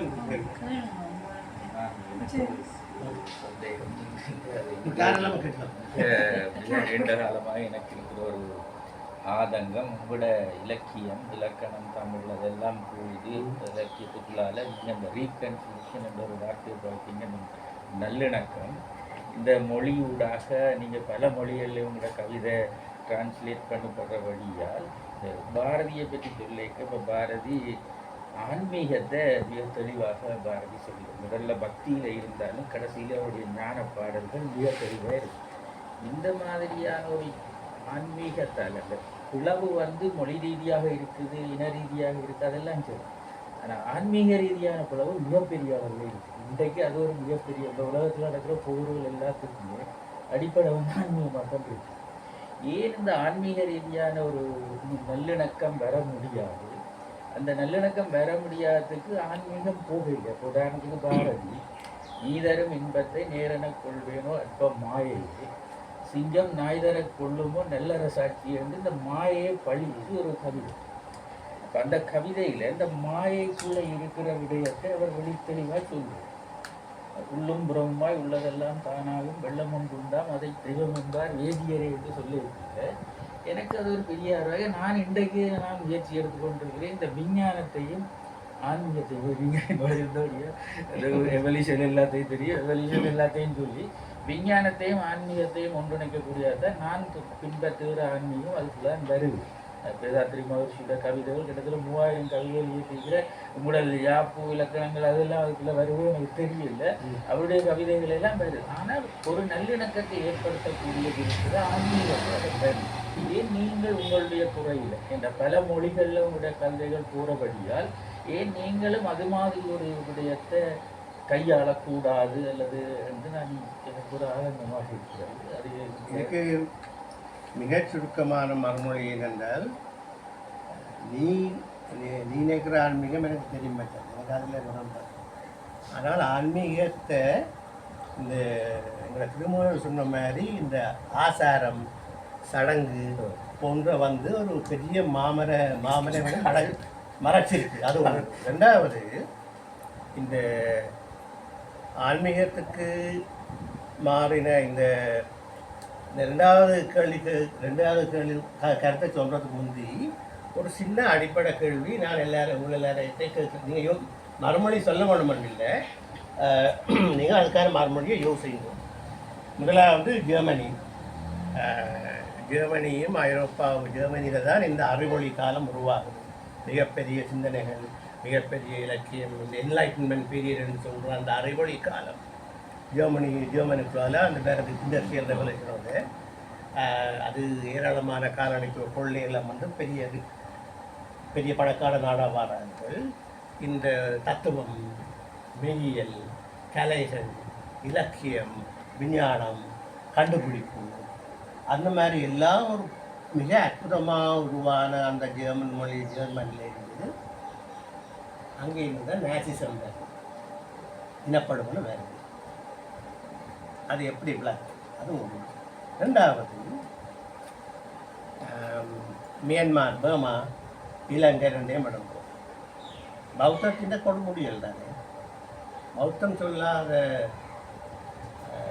அனிச்சய பௌத்தமே முக்கியமான ஆன்மீக அரசியல் வாழ்வியல் கோட்பாடாக இருக்கின்ற ஒரு சமூகத்தில் ஒரு நாட்டில் இருந்து எப்படி இல்லை இனப்படுத்துகிறது. அதை நாங்கள் எப்படி விளக்குறது? ஆன்மீகத்தால் விளக்க முடியுமா? அரசியலால் விளக்க முடியுமா? எப்படி விளக்கினாலும் எங்களுக்கு அதுக்கு முற்றுமுழுதான முறை வராது. இது இந்த ரெண்டு கேள்வியையும் வடிவாக யோசிச்சு பண்ணால் எங்களுக்கு சில மறுமொழிகள் முற்றுமுழுதாக வராது. எந்த எல்லா நோவன் நோஸ். ஆனால் ஒரு மனித மேம்பாடு, மனித சிந்தனையினுடைய உயர்வு என்பது பிறப்புக்கும் எல்லா உயிர்க்கும் மற்றவர்களை அதே ஆன்மீகத்துக்கூடாக பொருத்தமான ஆன்மீக நெறிப்படுதல் கூடாக கொண்டு வர முடியாது என்று இல்லை, செய்யலாம். இப்போ பலஸ்தீனத்தில் எப்படி செய்கிறதுக்கு ஒரு பெரிய குழுவே இருக்கிறோம். ஆனால் அதுக்குள்ளே அரபு மக்கள், முஸ்லீம் மக்கள் மட்டும் இல்லை. ஏன்னா பலஸ்தீனத்தில் கிறிஸ்தவ மக்களுடைய பங்கு மிக முக்கியம் தான். அவியல் இருக்காங்க. பிறகு இந்த துரதிஷ்டவசமாக அமெரிக்காவிலேயும் இது இப்படியான ஒரு பெரிய போக்கு இருக்குது. அது என்ன நடக்குதுன்னா, அதை இந்த போய் வெளிநாடுகளில் போய் ஆக்கிரமித்தல் செய்து பாதிக்கப்பட்டு மனநிலை பாதிக்கப்பட்டு வெட்டரன்ஸ்ன்னு சொல்கிறாங்க. அந்த போர் முடிஞ்சு வந்தால் அது லட்சக்கணக்கில் இருக்கணும். அவைக்குத்தான் கூட கொடுக்கணும். அவைக்கு தான் இந்த ஸ்பிரிச்சுவல் அவைக்கனிங் அல்லது இந்த மாதிரின்னு சொல்லி அவையை சொல்கிற பாவம் மன்னிப்பு ஏற்றுக்கொள்வதற்கு நான் 49 பேரை தான் என்ன செய்வது நித்திரை அப்படியே. அப்போ இந்த அவையிலே அந்த ஆன்மீகத்துக்கூடாக திருப்பி கொண்டு வர்றதுக்கான பெரிய வழிமுறை நடக்குது. இஸ்ரேல் அரசாங்கம் செய்யுதானே அந்த இந்த காசாவில் போய் படுகொலை செய்த கிரிமினல் எல்லா சோல்ஜர்ஸும் அவையில் லீவில் வந்த அல்லது வீட்டு முடிஞ்சு வந்த அவரே அரம்பைக்கு தான் அனுப்பி நிறைய பேர் அரம்பையை அவைக்கு வந்து அவைகளெல்லாம் காயமாற்றி எல்லாத்தையும் மாற்றி அவைகளுக்கு சர்விங் எல்லாம் செய்து திருப்தியா அப்படி வந்து போனாக்கள்லேயே 6 பேர் தற்கொலை செய்திருக்கிறார். அது செய்கிறது அவேண்டிய ஆன்மீக இதுக்குள்ளாக யூதர்களுடைய அந்த இதுக்குள்ளால வாரது. அப்போ அது இப்போ இவைக்கெல்லாம் நான் எதிரெண்டு இல்லை, இது எல்லாவற்றையும் நடக்குது. இலக்கியத்தில் ஆன்மீகத்தை கொண்டு வந்து அதுக்கு அது இப்போ எல்லா விஷயத்துக்கும் அங்கால போய் சில ஆட்கள் செய்யணும். எல்லாரும் அப்படி செய்ய முடியல. தமிழில் வில்வரட்டத்துக்கு அப்படி ஒரு ஈடுபாடு இருந்தது. தலை சீகம் துவங்கிறவர் முன்னாள் தலை சீகம் அவர் கொஞ்சம் வேலை செஞ்சுட்டார் வில்வர் இருந்தாங்க. அப்படி தொடர்ச்சியாக செய்கிற அப்படி தொடர்ச்சியாக செய்கிறதுக்கு நான் ஆக்கள் இருந்தால் அதை நம்ம செய்யலாம். எனக்கு அதில் எந்த விதமான ஆனால் எனக்கு என்ன பயம்னா இதை நான் வெளிப்படையாக தான் சொல்ல வேணும். தெரியல, நான் யாழ்ப்பாணத்திலையும் சொல்லியிருக்கேன். எனக்கு என்ன பெரிய பயம் இருக்குங்க, இந்த ஆன்மீகத்தை ஹைஜாக் பண்ணி கொண்டு போகிறதுக்கு நிறைய பேர் இருக்கும். எப்படி மோடி யோகாவை இந்தியா முழுக்க ஒரு பெரிய யோகா ஃபேக்ட்ரி என்று தான் அதை காட்டியிருக்கேன். இப்போ எங்களுக்குள்ள மிகப்பெரிய குறிப்பாக தமிழ் மக்களுக்கும் ஈழத்தமிழ் மக்களுக்கும் இருக்கக்கூடிய மிகப்பெரிய ஆபத்துகளில் ஒன்று இந்த பிஜேபி, ஆர்எஸ்எஸ், இந்து அடிப்படைவாதிகளுடைய அந்த ஆபத்து. ஏனென்றால் அவர்கள் தமிழனாக இருப்பதுதான் இந்துவாக இருக்கிறது. நாங்கள் 6 திருமணம் 6வது திருமணம் எல்லாம் சொல்கிறோம். தமிழனாக இருப்பதுன்னா ஒரு பரிமாணம் இல்லை, பல பரிமாணம் இல்லை. அப்போ இந்த கோட்பாடு மிக ஆழமாக வட இந்தியாவிலிருந்து உருவேன். ஆன்மீகத்தை அப்படியே காசு கொடுத்து வாங்கிட்டாங்க. அதுக்குள்ளே முக்கியமான இந்த ஆட்கள் வேறு ஒரு தீவிரமான ஒரு ஆழமான பார்வையோட நுண்ணுணர்வோட ஆன்மீகத்தை முன்னெடுக்கிற ஆட்கள் எல்லாத்தையும் வந்து எனக்கு மாற்றிட்டான் கொண்டு போய். இல்லை நீ ஜெய்ஹிந்த் சொல்லக்கூடாது, ஜெய் ராமன் தான் சொல்கிறாங்க. அப்போ இந்த மாதிரியான பயங்கரமான கண்ணி வெடிகள் நீங்கள் போகிற பாதைக்கு வரும். அதுதான் நான் இதை பற்றி ஒரு கவிதை எழுதியிருக்கேன். அதுக்கு பேர் புதிய சிவபூமி. யாழ்ப்பாணத்தில் இருந்து வர ஒரு சங்கியில் வந்திருக்கேன். நான் இந்த மதங்களுக்கு நான் எதிரில்லை. ஏன்னா மதங்கள் வந்து ஒரு நம்பிக்கை அடிப்படையில் உருவாங்க. ஏராளமான மக்கள் தொகைக்கு நம்பிக்கை தேவை. அதை நாங்கள் மார்க்ஸ் மாதிரி மதம் என்பது ஒரு அபிநந்து சும்மா தட்டிப்பட்டு போயிடும். நம்ம எந்த நம்பிக்கையை நம்ம கொச்சப்படுத்த முடியாது. ஆனால் அந்த நம்பிக்கை மற்றவர்களுடைய சிந்தனை, இருப்பு, வாழ்க்கை எல்லாத்தையும் கேள்விக்குள்ளாக்கி நாங்கள் அதை கேள்விக்குள்ளாக்கி. நான் ஒரு புக்கொண்டு எழுதி கிட்டத்தட்ட அளவில் இருக்குது. இயற்கையும் மனிதன் அது தலைப்பு வச்சிருக்கிறது. அதை நான் 4 கோணத்தில், ஆன்மீக கோணத்திலையும், டாவின் எவல்யூஷன் அந்த கோணத்திலையும், ஈவன் கால் மார்க்ஸோட அந்த மானுட இயங்கியல், மானுட வரலாற்று அந்த இயங்கியல் கோணத்திலையும், வேதாத்திரி மகிழ்ச்சி இந்த நவீன அதை விஞ்ஞானம் விஞ்ஞானம் ஒன்றிணைந்த கோணத்திலேயும் தான் அதை அணுகியிருக்கேன். கீதையில் வர நிறைய வசனங்களை அது அப்படியே போட்டுருக்காங்க, அப்படி சொல்கிறாருன்றது. ஆனால் எனக்கு அதில் ஒரு டவுட்டை கிளியர் பண்ணுறதுக்காக எனக்கு இதில் இப்போ இருந்த பாக்கினியிலேருந்து திரௌபதி உருவாகிறன்றது இல்லாட்டி இப்படிலாம் சொல்லிக்க இது விஞ்ஞானத்துக்கு எந்த அளவுக்கு முரண்பாடாக இருக்குது. ஆனால் இது ஏன் அங்கே சொல்லப்பட்டதுன்றதுக்கு சில காரணங்கள் இருக்குது. அதுகளை வெளிப்படுத்தி இது எப்படி எவல்யூஷனில் மனுஷன் உருவாகினாங்க, மனுஷனுக்கு பிறகு அந்த அறிவியல் கூர்ப்பு எப்படி வந்ததுன்றதை இல்லை காட்டப்படி மாதிரி செய்ய எந்த எங்கள் நண்பர் தங்கராஜர் என்ற கவிதையில் அந்த முதலாவது ஒரு தொகுதி வந்த ஒரு கவிதை வந்த நேரம் என்ன முதல் ஒரு தீவிரமாக விமர்சித்த ஒரு கேள்வி எழுப்பினார். அந்த கவிதையினுடைய தலைப்பு நிலாவளி. நிலாவளியில் போய் இருந்ததை பின்னர் அந்த கவிதை அது அந்த நோட்டீஸ் போர்ட்டில் போட்டது. அதில் ஒரு வரி வரும், கத்தரிப்பு நீளத்தில் எங்கும் மலர் விரியும். என்னடா கத்தரிப்பு நீளம்னு ஒன்று இருக்கா? கத்தரிப்பு நீளம் இருக்குது, கத்தரிப்பு நீளம் என்ன கவிதை? என்னடா இதான் கவிதை எந்த வருவது? உண்மையிலே அந்த நேரம் உங்களுக்கு கவிதையில கேள்வி நல்லது, நல்ல கேள்வி. அதாவது எனக்கு தெரியாமலே கேள்வி. அப்போ எனக்கு நான் சொன்ன ஞாபகம், இப்போ உலகத்தில் இருக்கிற எல்லா நிறங்களுக்கும் எங்களுக்கு பேர் தெரியாது. பேரனாகன்னு வெக்கம் இல்லை, அப்படி வச்சாலும் புதுசாக நிறம் வருது. அப்போ இந்த நிலாவளியில் இந்த பல்வேறுபட்ட கரக்கரையோரமாக இதெல்லாம் பார்க்கல. சில நேரம் அது ஊதா நிறம், கத்தரிப்புன்றமாக இருக்குது. சில நேரம் பார்த்தா நீளமாக வருது. என்ன அந்த மாதிரி இந்த கொடிகளுக்குள்ள அந்த மாதிரி எல்லாம் வரும். அப்போ நான் கத்தரிப்பு நீளம்னு போட்டேன். கத்தரிப்பு கமா போட்டு நீளம்னு போட்டிருந்தா ஒரு பிரச்சனை. ஆனால் வேணுமென்று போடல. அப்போ இதான் விஷயம். இது கவிஞருக்குரிய ஒரு கவிஞர்களுக்கு நாங்கள் கொடுக்க வேண்டிய ஒரு சுதந்திரமே. இங்கே இவ அனார் வந்துருக்கா? ஆக்களுக்கு உங்களுக்கு தெரியுமா? என் பேர் அண்ணா, கிழக்கிழங்கியில் இப்போ மகனோட இங்கே படிக்கிறதுக்காக கிளம்பி போனோம். டோப்பு போட்டுருக்கிறேன், காலேஜ் விடாது வந்திருக்குது. மீதி விஷயங்களை பெருசாக சொல்கிறதுக்கு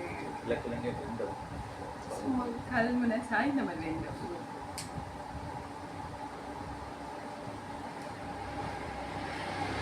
எந்த தோப்பும் இலங்கையில் இருந்து இந்தியாவில் வர்றதுக்கு கவிஞர் சேருന്നത് காரணம் காலேஜ் ஓடில் வந்தது. அதுக்கு பிறகு உள்ள தோப்புகளும் அதில் வந்தது, ஒரு ஃப்ரீயாவில் வந்தது.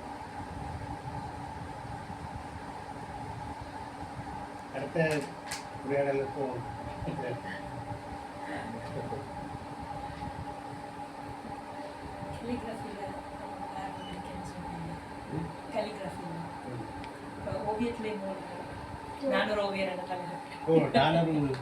என்னுடைய அட்டை ஓவியத்தோட 100 புத்தகம் வந்திருக்கு. ஆனால் அந்த தொழில்துறை சார்ந்து முழு நேரமாக ஓவியத்தை கற்றுக்கொண்டு அதுக்கு போகிற வாய்ப்பு இல்லை. ஆனால் ஏராளமான புத்தகங்களுக்கு ஓவியம், அட்டப்பட ஓவியம் வந்தது. ஆனால் நிறைய புத்தகங்களுக்கு எந்த ஸ்டைல் எழுத்தில் கலிதான் வந்தது. கலஸ்தீன கவிதையில் இருந்து குமாரஜியோட ஏராளமான புத்தகங்கள். சரணியர் பத்திரிகையில் லோகோவில் இருக்கிறது என்னுடைய எழுத்து, அந்த டிசைன் பண்ணுறது அது கலிக்கிறது. அது மாதிரி கையெழுத்தும் அப்படி தான் இருக்கும், தலையெழுத்து தான் பிரச்சனை.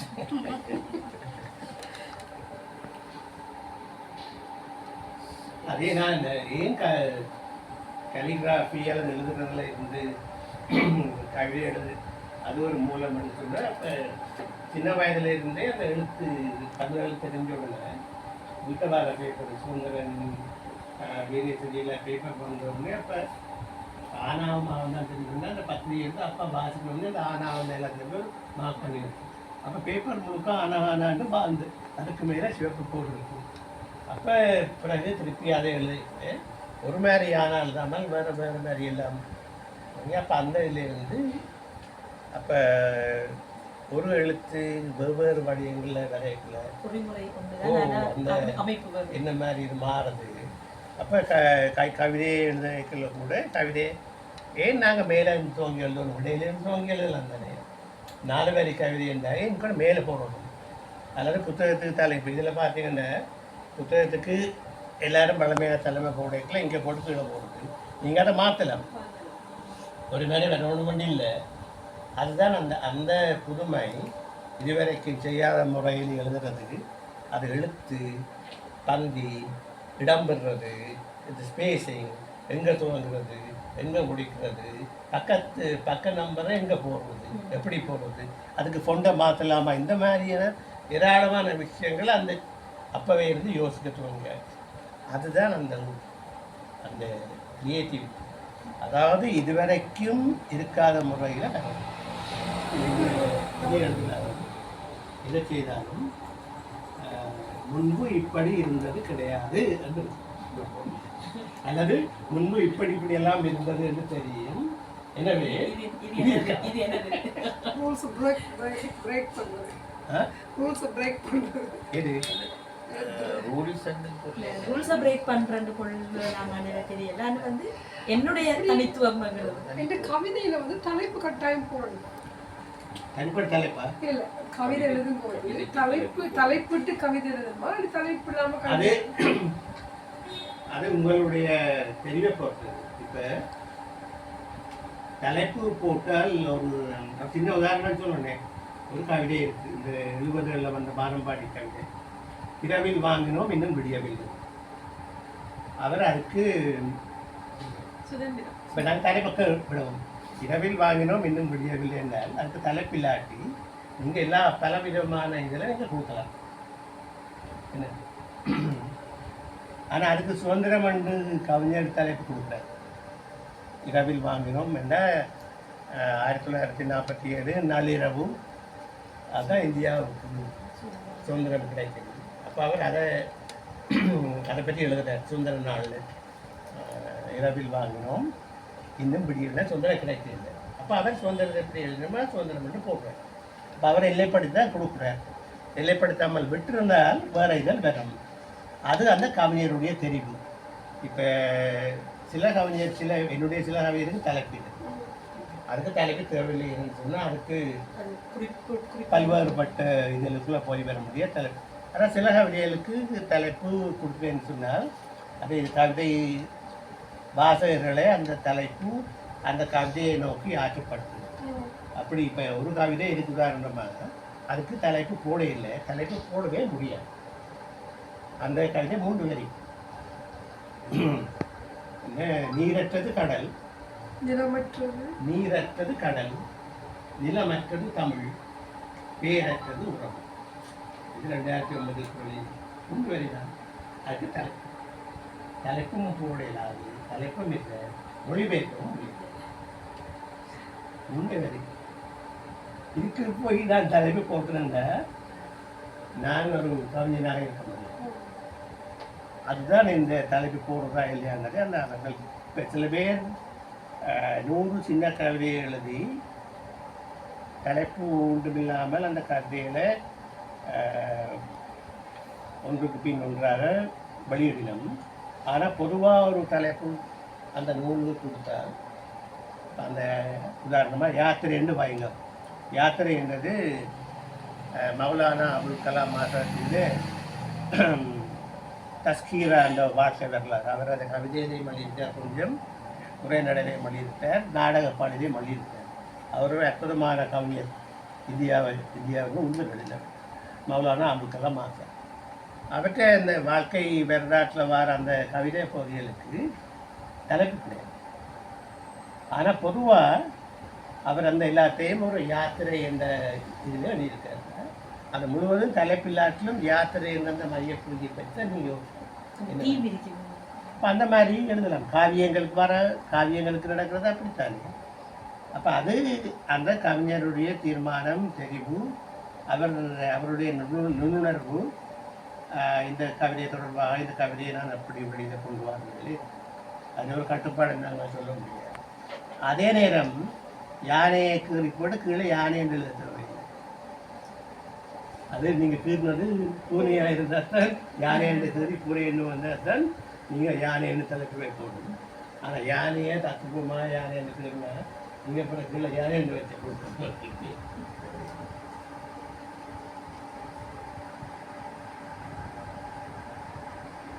கவிஞர் சொல்லுங்க.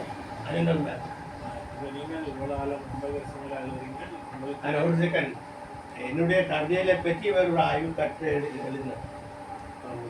அப்போ அவர் சந்தனம் இல்லாமல் நட்டாகம் எல்லாம் எழுத பாய்ச்சி நீங்கள் தொடர்ச்சியாக எழுதுகிறது உங்களுடைய ஒரு விமர்சகர் தான் ஒரு கவிஞராக கொடுப்பார். இன்றைக்கு 50 வருஷமாக நீங்கள் எழுதின உங்களுடைய கவிதைகளை பற்றி மதிப்பீடு ஒரு புத்தகமாக வந்திருக்கு. எங்களோட விமர்சன உலகத்தை பற்றி ஒரு மதிப்பீடு இருக்கு. என்ன மதிப்பீடுன்னா, ஒரு போதாமை இருக்குது, அல்லது கொஞ்சம் தாண்ட வேண்டி இருக்குது, அல்லது அடையாளப்படுத்தல் குறைவுகள், ஒரு தேக்கம் இருக்கின்ற ஒரு குறைபாடு இருக்குது. எங்களுடைய விமர்சனங்கள், உங்களை பற்றி கடுமையான விமர்சனங்கள் இருக்குது, விதந்துரைத்தல்களும் உண்டு. நீங்கள் நீங்கள் கவிஞராக காலம் இயங்கிக் கொண்டிருக்கின்ற இந்த காலப்பகுதியில் உங்களுடைய விமர்சனங்கள் என்ன செய்திருக்கிறது? அதாவது நீங்கள் உங்களை பற்றி ஒரு விமர்சனத்தை நீங்கள் உரைய மறக்கும் காலம் என்று வந்திருக்கு. நீங்கள் அது உண்மையாக இருக்கு. ஏனென்றால் நான் எழுதின கண்ட கட்டுரையே நான் வாசித்து இப்போ சிரிக்கிறேன். ஏனென்றால் ஒரு ஒரு கவிஞரை நாங்கள் அப்படி மதிப்பிடுவதற்கு அல்லது தலைப்பு போட்டு அல்லது நீங்கள் சொன்னது ஒரு கவிதைகளின் உலகத்தை கண்டடைவது என்பது சிரமமான பணி. நீங்கள் என்ன நினைக்கின்றீர்கள்? முதலாவது கேள்வி, உங்களுடைய கவிதைகளை பற்றிய மதிப்பீடுகளை நிறைவு இருக்கிறதா?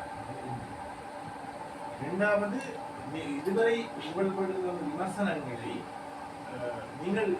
விமர்சனங்கள் உங்கள் கவிதை உலகத்தின் போக்கில் ஏதாவது மாற்றத்திற்கு அல்லது வேறு ஒரு தாவதலுக்கு இடமளித்திருக்கிறதா? இந்த நான் தொடர்ச்சியாக ஒரு நிலைப்பாட்டை என்பதையில் பேணிவாரன். நான் ஒரு காலம் விமர்சகன் ஆக மாட்டேன். விமர்சனம் எழுதுறதுக்கு நான் ஒரு காரணம் இருக்கு. ஒரு படைப்பாளியாக கவிஞராக இருக்கிறது என்னுடைய நான் அதை விமர்சிக்கிறது, திறனாய்வு செய்வது மற்றவர்களுடைய. அது மாதிரி கவிதை எழுதுவது தான் கவிஞருடைய பணி. அதை வெளியிடுவது புத்தக வெளியீட்டாளர்கள் பணி. மகாவி அடிக்கடி சொல்கிறேன், நானே நான் எழுதுறேன், வெளியிடுங்க. அதே நேரம் ஒரு ஆழமான முறையில் கவிதை துறையிலையும் கவிதை சுற்றுச்சூழலையும் கவிதை சார்ந்த சிந்தனைகளையும் ஈடுபடுகிற ஒரு கவிஞர் மிக தீவிரமாக வாசித்து திறனாய்வு கருத்துக்கள் எல்லாம் வச்சுட்டு இருக்கிறேன். நான் எனக்கு கிடைக்கிற எல்லாமே வாசிப்பேன். அது சிங்கப்பூரில் வந்தாங்க, தமிழ்நாட்டில் வந்தாங்க, கொழம்பில் வந்தாங்க, தேடி பிடிச்சி கவிதையெல்லாம் வாசிட்டு வந்தேன். ஏன்னா நான் அப்டுடேட்டாக இருக்கணும். பட் அவை எழுதுகிற எந்த விஷயத்தையும் நாம் தப்பி தவறி எழுதக்கூடாது. அப்போ அப்படி வாசித்து தொடர்ச்சியாக ஈடுபாடாக இருக்கல எங்களுக்கு அந்த கவிதையில் பேசின அந்த திறனாய்வு பார்வை என்ன வேறது, கூறியது கூறல் வேறா, அல்லது மறைப்பு வேறா, அல்லது பிழை வேறா, அந்த எல்லாம் தெரிஞ்சுது. ஆனால் அதுகளை பற்றி நாங்கள்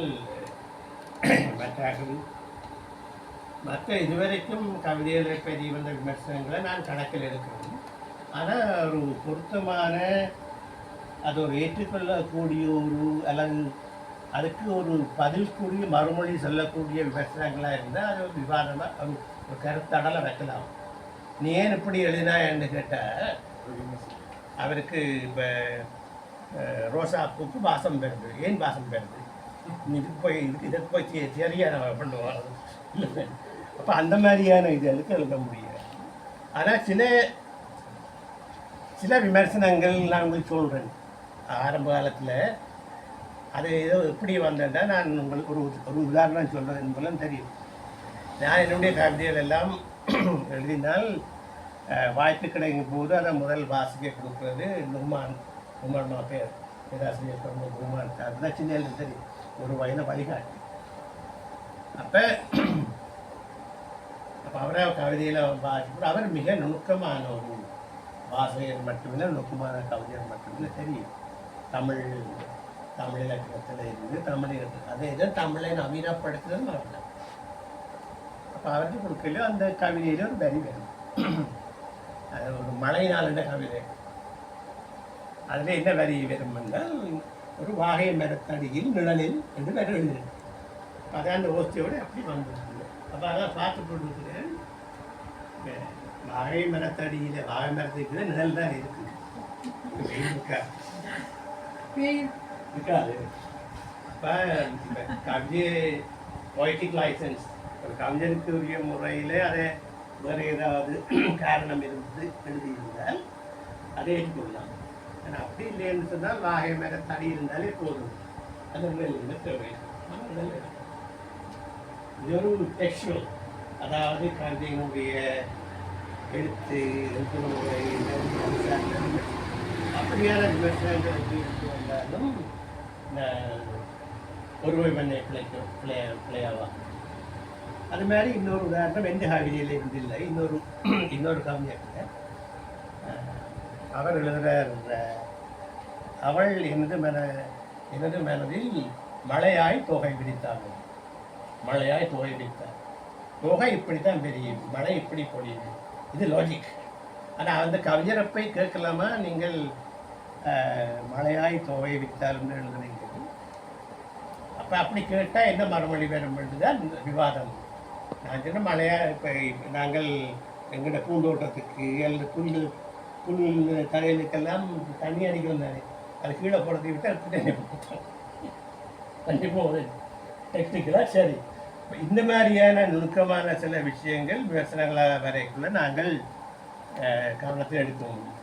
ஏன்னா 100% விதமாக தர்க்கம் சார்ந்து லாஜிக் சார்ந்து போகணும் இல்லை, அது கவிதைக்கு தேவையில்லை.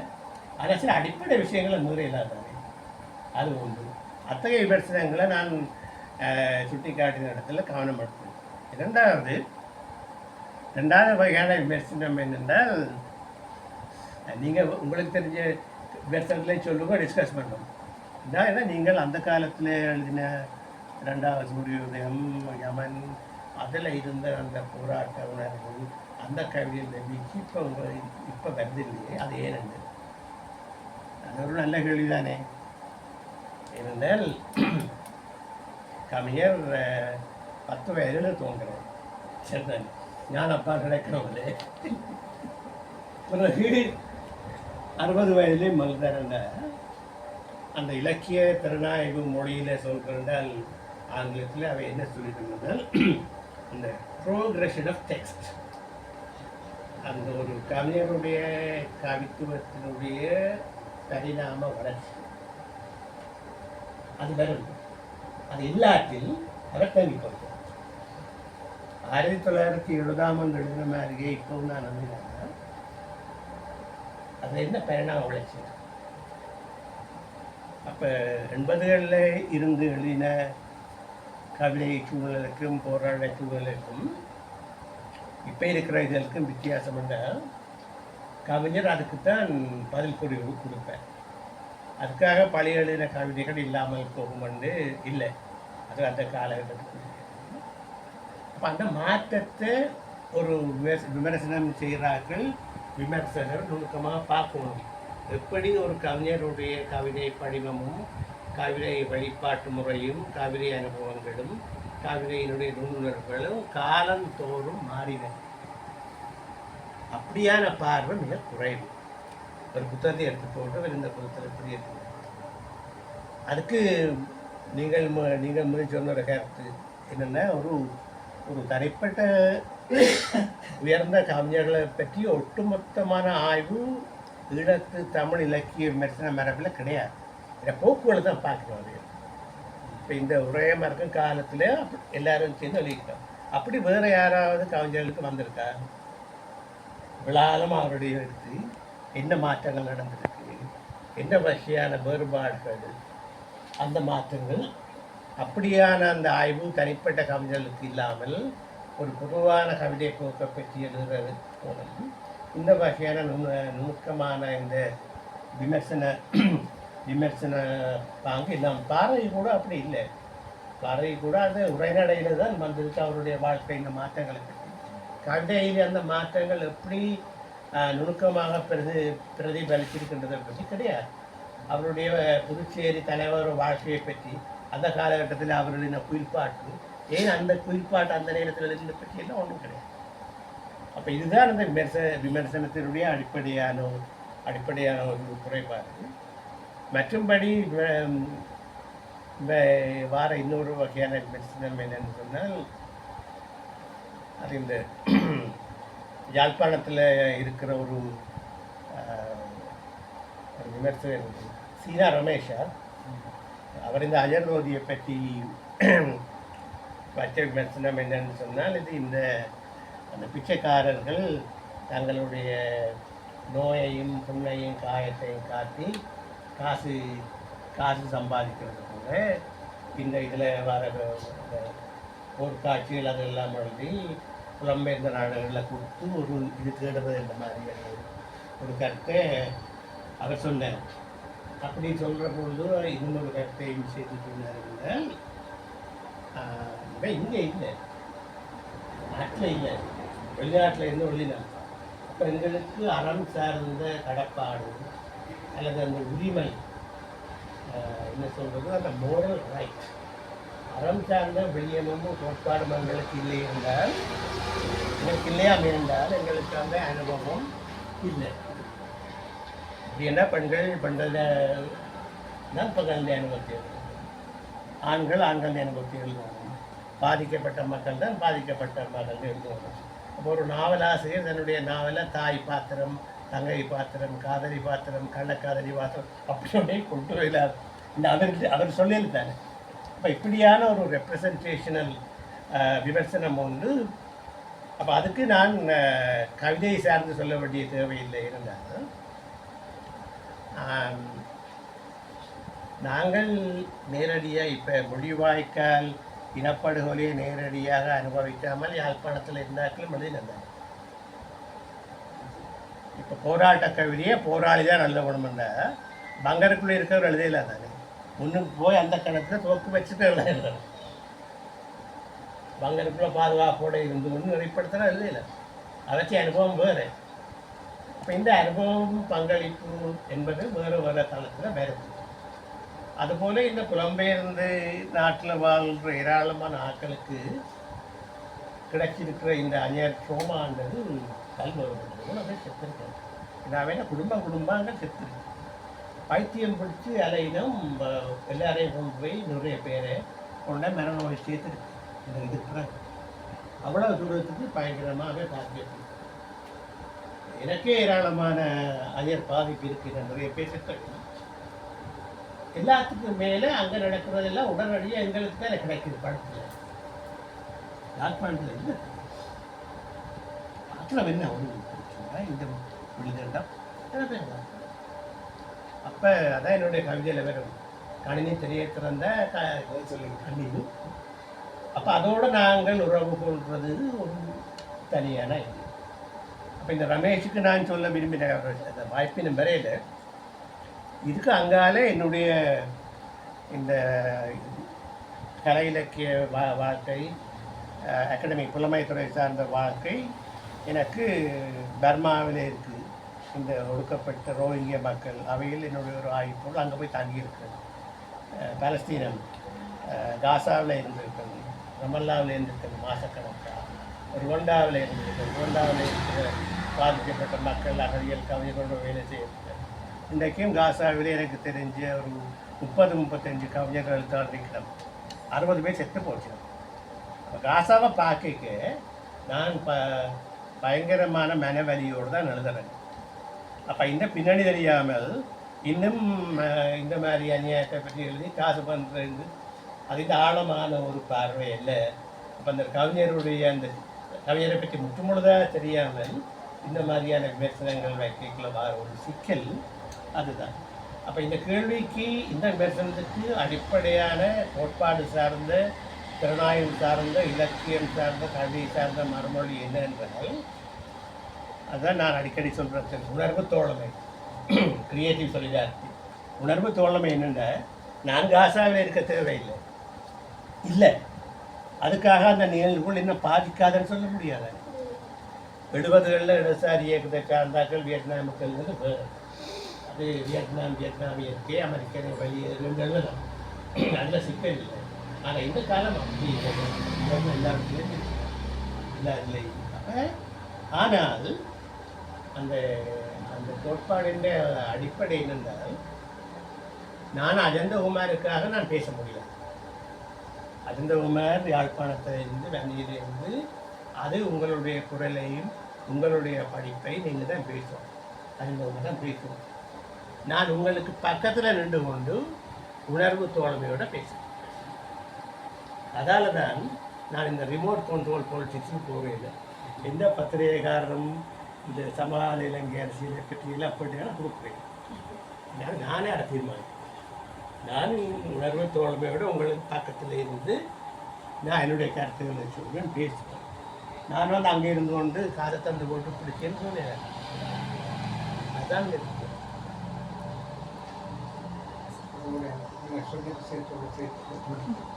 விமர்சனத்திற்கும் மதிப்பீட்டுக்கும் கவிதைகள் என்ன வேறுபாடுகள்? அதே ஆமாம் சரி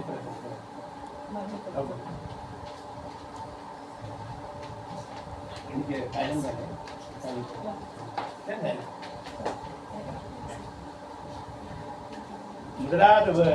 முதலாவது வேறுபாடு என்றால் மதிப்பீடு என்பது தமிழ், விமர்சனம் என்பது வடமொழி.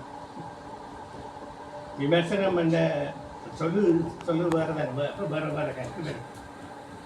விமர்சனம் என்றதை நாங்கள் தமிழ் இலக்கிய சூழலில் ஒரு புத்தகத்தினுடைய நிறைய குறைகளை மதிப்பிடுவது அல்லது அதனுடைய இலக்கிய தரம் சார்ந்தவற்றை பற்றி பேசுவது என்ற ஒரு அர்த்தத்தில் பயன்படுத்துகிறோம். மதிப்பீடு என்பதையும் நாங்கள் அப்படி சொல்லலாம். மதிப்பீடு செய்கிறோன்னு சொன்னால் அதனுடைய தாரதமியம், அதனுடைய தரமாக இருக்கா, பொருத்தமாக இருக்கா, சூழலை பற்றி அந்த மாதிரி பல்வேறுபட்ட கேள்விகளை எழுப்புறது தான் அந்த அர்த்தத்தில் தான் நாங்கள் பயன்படுத்தி வரோம்.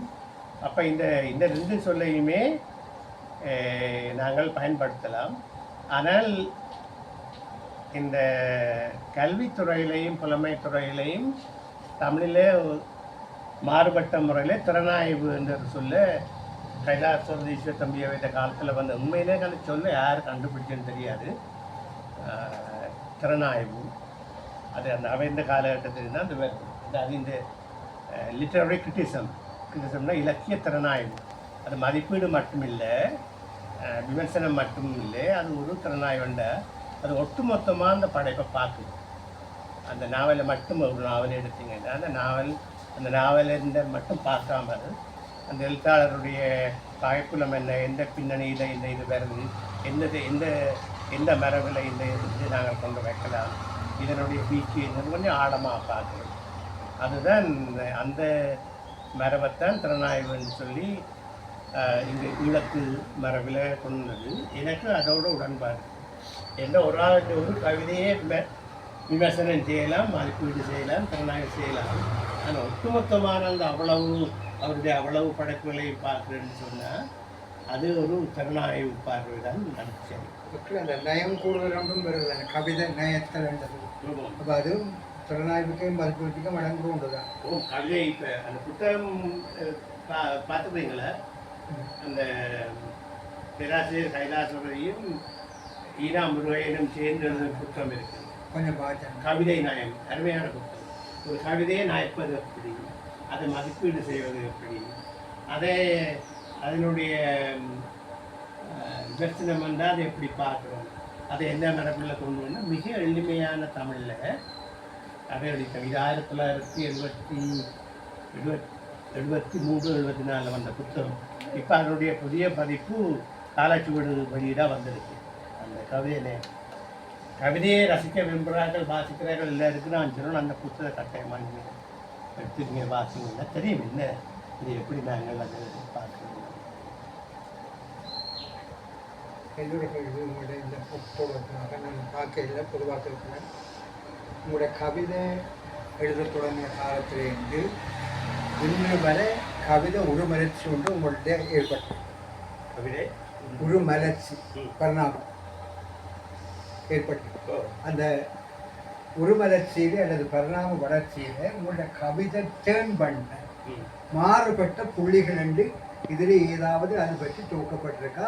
உங்களுக்கு அவ்வாறான அடையாளங்கள் எந்தெந்த காலகட்டத்தில் எப்படி நிகழ்ந்ததை பற்றி ஒரு அதை பற்றி மிக விளக்கமான 3 கட்டுரை இந்த புத்தகத்தில் இருக்கு. எப்படி இந்த புலம்பெயருக்கு பிற்பாடு எப்படி படிமங்கள் மாறி இருக்கு, என்ன வகையில் இந்த மாற்றம் நடந்திருக்குது. 1983 2024 வரைக்கும் இந்த கவிதை போக்கிலே என்ன வகையான மாற்றம் வந்திருக்குது. ஆங்கில மொழியில் வந்த கட்டுரையில் தமிழாக்கம் இதில் இருக்கு. ஆனால் இப்போ நம்மளுக்கு ஒரு சின்ன உதாரணம் மூலம் சொல்லலாம்.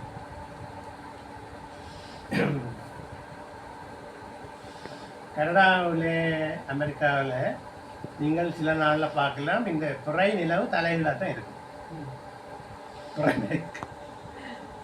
முதல் தரம் அப்போ இது புறை தலைகளாக இருக்குன்னு அது ஒரு பயங்கரமான ஒரு படிம மாற்றம். அதுபோல் நட்சத்திரங்களை காண முடியாது. இப்போ நாங்கள் இருக்கிற இடத்துல நட்சத்திரங்களை காண்பதால் சித்தியான அபூர்வம் வெள்ளி பூத்தமான பார்க்கு. நான் இப்போ விழாலமாக பார்த்து நட்சத்திரம் கிடையாது. ஏன்னா அவ்வளோத்துக்கு எல்லாம் மறைச்சு கொண்டிருக்கும் போது எப்பாவது காட்டு பக்கம் போனால் கோடை காலத்தில் தான் நீங்கள் நட்சத்திரங்களை பார்க்கலாம். அது மாதிரி குளிரில் வந்து அதில் இந்த கவிதை வரி ஒன்று வரும். நள்ளிரவு சூரியன் என்ற அந்த அந்த படிமம் உள்ள இருக்கையில் வரையிருந்தேன் வரா அங்கே போனால் நள்ளிரவில் சூரியன் வரும். அல்லது நடுப்பகலின் குளிர் காற்று. நடுப்பகலில் வந்து தனி உறைஞ்சி வருது. அப்போ இதையெல்லாம் சொல்கிறதுக்கு பழைய மொழி போதாது, பழைய படிமங்கள் போதாது. அது மாற்றம் இந்த மாதிரி தலைகளாக வந்து அந்த மாற்றம் அது மொழியிலையும் நடக்குது, மொழியால் உருவான கற்புல படிமங்கள்லையும் நடக்குது. அதே போல கவிதையிலும் வாழ்க்கையில் நடக்குது.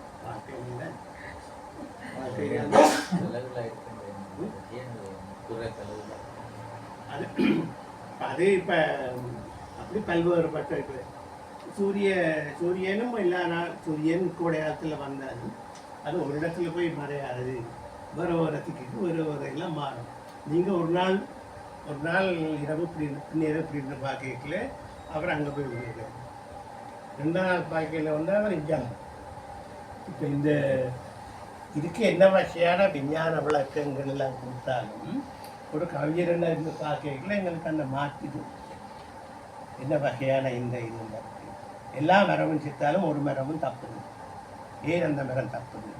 என்ன அந்த இவ்வளவு குளிர் பெய்து வெளியில் போக முடியாமல் -40 டிகிரிஸ் கேட்க அந்த இனலுக்கு சாப்பாடுகளுக்கு வரக்குள்ளி வருது. வெறுக்கடையில -40 பேன் இவ்வளவுக்கு இருக்கு. அது அந்த நேரத்துக்கு பெறவேன் இங்கே இருந்து பாருங்க. இதெல்லாம் இது ஒன்றது இன்னொரு மிக ஆழமான கற்றில் வந்திருக்கும்.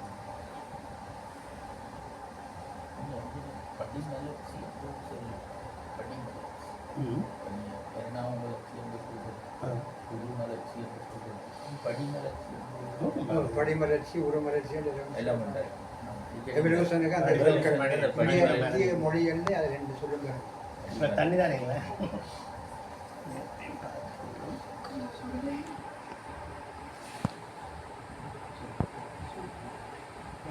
புலமைத்துவ ரீதியாக நீங்கள் இருக்கிறீங்க. இதை நான் கருதுறேன். அந்த புலமைத்துவம் ஒரு கவிதையில் ஏற்படுத்துகிற தாக்கம் அது மிக சுருக்கமாக சொல்கிறீர்கள். நான் இது முதலும் ஒரு வகையில் குறிப்பிட்ட மாதிரி புலமைத்துவம், கவித்துவம், மெய்யியல், சிந்தனை, ஆத்மீகம் போன்ற எல்லா விடயங்களுக்கும், விஞ்ஞானம் எல்லா விடயங்களுக்கும் அடிப்படையாக இருக்கின்ற ஒரு முக்கியமான காரணி என்று நான் கருதுவது இமேஜினேஷன், கற்பனை படம், படிமம். அது இல்லாமல் உலகத்தில் ஒன்றும் நடக்காது. அப்போ புலமைத்துவம் என்னுடைய இமேஜினேஷனை, என்னுடைய கற்பனை வளத்தையும் படிமங்களையும் நான் சமூகவியல் படிக்கும்போது பயன்படுத்துவேன். அது சமூகவியல், சோசியாலஜிக்கல் இமேஜினேஷன். இப்போ அரசியல் விஞ்ஞானம் படிப்பிக்கும் போது பொலிட்டிக்கல் இமேஜினேஷன், கவிதை எழுதும்போது பொயட்டிக் இமேஜினேஷன். அப்போ எல்லாத்திൻ്റെയും அடிப்படையாக இருக்கிறது இந்த இமேஜினேஷன் தான். அது முதலாவது கருத்து. 2வது கருத்து இருந்தால் நிறைய கவிஞர்கள், படைப்பாளர்கள், இலக்கியவாதிகள் பல்கலைக்கழக பேராசிரியராக வாரனோட இலக்கியத்தை விட்டு விடுறாங்க. அதை பற்றிய மிகுந்த கவலையோடு எழுதியிருக்கிறேன். அது காரணம் என்னென்னா எங்களுடைய அகத்தில் இந்த இன்டலெக்சுவல் கியூரியாசிட்டி, புலமைத்துறை சார்ந்த படிப்பு, எழுத்துகள், அதுகளை பற்றி எழுதுறது நெருக்கமும் ஒரு பக்கம் வந்து அதை ஆக்கிரமிக்குது. அப்போ படைப்பூக்கம் சார்ந்த க்ரியேட்டிவ் ஃபோர்ஸ், படைப்பூக்கம் சார்ந்த அந்த விஷயங்களுக்கான வழி வந்து அகத்துக்குள்ளே குறையுது. அப்போ அவைக்கு பிரதானமாக இருப்பது இந்த புலமைத்துறை என்று அதான் காசு கொடுக்குது, அதான் வேலை. இது இருக்கானே கவிதை எழுதி யார் காசு தரது? சினிமா பாட்டு சினிமாவுக்கு தான் போய் எழுதுவோம். அதையும் போய் எல்லாரும் எழுத முடியாது. அதுக்கு பெரிய பெரிய ஆயிரக்கணக்கான வேறு லைனாக இருக்கேன்னு அது. அதனால் நிறைய பேர் தங்களோட பிஹெச்டி முடிஞ்சோடனே கவிதையை விட்டாச்சு. அது தமிழுக்கு மட்டும் இல்லை, வேறு எல்லா மொழிகள்லேயும் நிறைய. இப்போ மிக குறைவான கவிஞர்கள் மட்டும்தான் தங்களோட புலமைத்துறையையும் விடாமல் இப்போ லத்தீன் அமெரிக்காவில் இருக்கணும், வேறு அமெரிக்காவில் இருக்கணும், நிறைய பேர் இருக்கணும். ஆனால் எல்லாருக்கும் அது சாத்தியமில்லை. அந்த அந்த அந்த சேலஞ்ச் எனக்கு நானும் அனுபவிச்சிருக்கேன். என்னடா இது இந்த தொகுதி எழுதி கொண்டு கேட்கல, திடீரென்று ஒரு டெட்லைன் வரும், இந்த பேப்பர் அப்போ இந்த ரெண்டுக்கும் இடையிலே ஒரு சவால். அது மாதிரி நாங்கள் படிப்பிக்கிற பாடங்கள் இப்போ இப்போ சோசியாலஜியோ பிஸ்னஸ் வாங்க, வணிகத்துறை, விற்பனை துறையில் அதனுடைய சமூகவியல் எப்படி என்கிறது என்று துறை இருக்குது. அந்த துறையை எனக்கு படிப்பிக்க விருப்பம் இல்லை, நான் படிப்பிக்கிறதில்லை. அந்த துறையை படிப்பிக்க போகணுன்னு சொன்னால் எனக்கு என்னுடைய ஆர்வம் அங்கே இல்லை. ஆனால் வேறு பல துறைகளில் இப்போ இலக்கியமும் சமூகமும் அந்த துறை இருக்குது, சொசைட்டி அண்ட் லிட்ரேச்சர் அந்த மாதிரி துறைகள் தான் இருக்குது. அதுக்குள்ள இலக்கியத்தை கொண்டு வந்தோம்.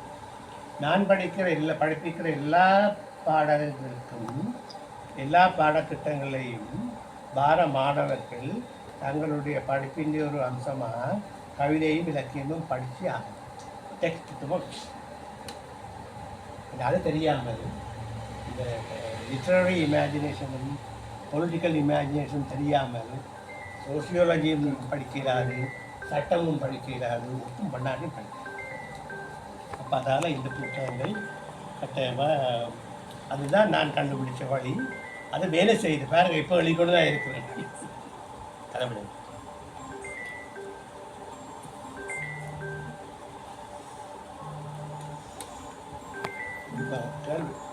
செல்லுங்க புதுசாக அறிவை உங்களை அறிமுகப்படுத்த நட்டாயிருக்கு.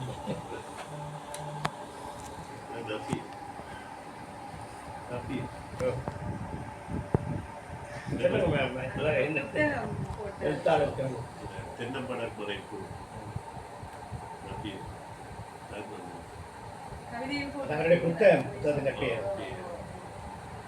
கவிதைகள் 2 புத்தகங்கள் போட்டிருக்கிறேன்.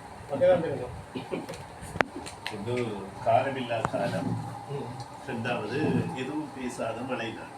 2 கவிதை புத்தகங்கள். இந்த சுய அந்த பாலிய கால நினைவுகள் 2 புத்தகங்கள் போட்டிருக்கிறேன். ஏன்னா கூட புத்தகம் நான் வாசிக்கிட்டு இருக்குது. அந்த மெட்டாக்களுக்கு அர்த்தம் நல்லா கல்முனை இந்த சொந்த இடம், சில போர்ட்ஸ் துறைமுகத்தில் வேலை செய்யணும்.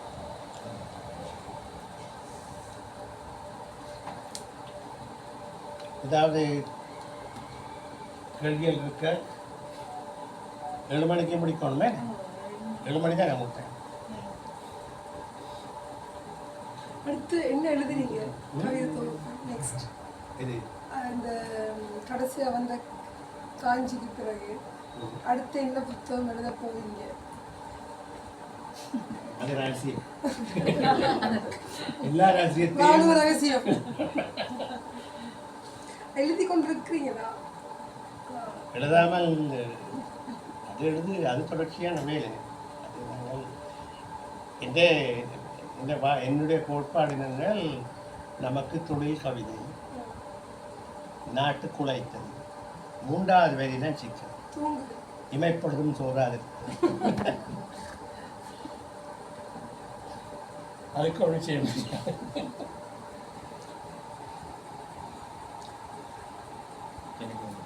உடல் ஆரோக்கியத்துக்கு இதெல்லாம் செய்யறதுக்கு நிச்சயமாக உடல் ஆரோக்கியம். அதால் தான் இந்த முண்டாகும். அதை நீங்கள் கொஞ்சம் என்றால் சமூகத்துக்கு இந்த உலகத்துக்கு இன்றைக்கு உலகத்துக்கு தேவைன்ற அளவுக்கு வந்துருந்தபடிய நீங்கள் நிச்சயமாக அதில் கொஞ்சம் பங்கு இருக்க வேண்டும்ன்றதை வாழ்த்து ஆசீர்வாதம். ஹென்சரன் கவிஞனும் கடவுளும் பிசாசும் சாவதில்லை. அது இந்த நேர்காணல் தோல்விட்டாங்க. இல்லை அது உண்மை அறிவு வந்து அந்நிய ரீதியாக சொல்கிறதா இருந்தால் ஒன்று இந்த ஃபிசிக்கல் பாடி ஃபிசிக்கல் சோஷியல் பாடி வந்து தெரியாது கவிஞரும் அதே வடிவத்தில் நிற்பார்.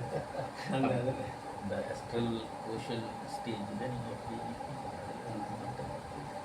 அது உண்மை. உண்மையிட்டே என்னை பொறுத்தவரையில் நீங்கள் எப்படி பார்க்குறீங்களோ தெரியாது. அம்மா அழிவதில்லை என்ற அந்த கோட்பாடு ஆனால் பேசாமல் இருக்கிறீங்க கவிஞர். கேட்டுட்டு இருக்கதான் கேள்வி எதுவும் கேட்டா சொல்லுங்க. கேள்வி கேட்க விட நீங்கள் கருத்து ஏதாவது உங்களை பத்தியா இல்லை சொல்லலாம். ஒரு ஆள் கவிதைக்குள்ள வாரதுக்கு கட்டாயம் ஒரு காரணம். சும்மா ஒரு கவிதைக்குள்ள எனக்கு அந்த இதில் நம்பிக்கை இல்லை. என்ன சொல்கிறது, கவிதையில் ஆர்வம் இருந்தது, கவிதைக்கு எழுத வந்தேன் அப்படி சொல்கிறதுல எனக்கு நம்பிக்கை இல்லை. கவிதை எழுத வாரதுக்கான நிறைய நமக்கு நடக்க வேண்டியிருக்கு எந்த பார்வையில். எனக்கு நிறைய விஷயங்கள் நடந்ததுனால நான் கவிதையை தேடி வந்தேன்.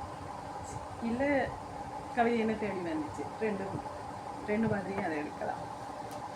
எனக்கு அடிப்படையில் பாடசாலை கல்வி நிறைவு பெறலைங்கிறது தான் எனக்கு முதலாவது வந்த பெரிய வலி, பெரிய காயம்.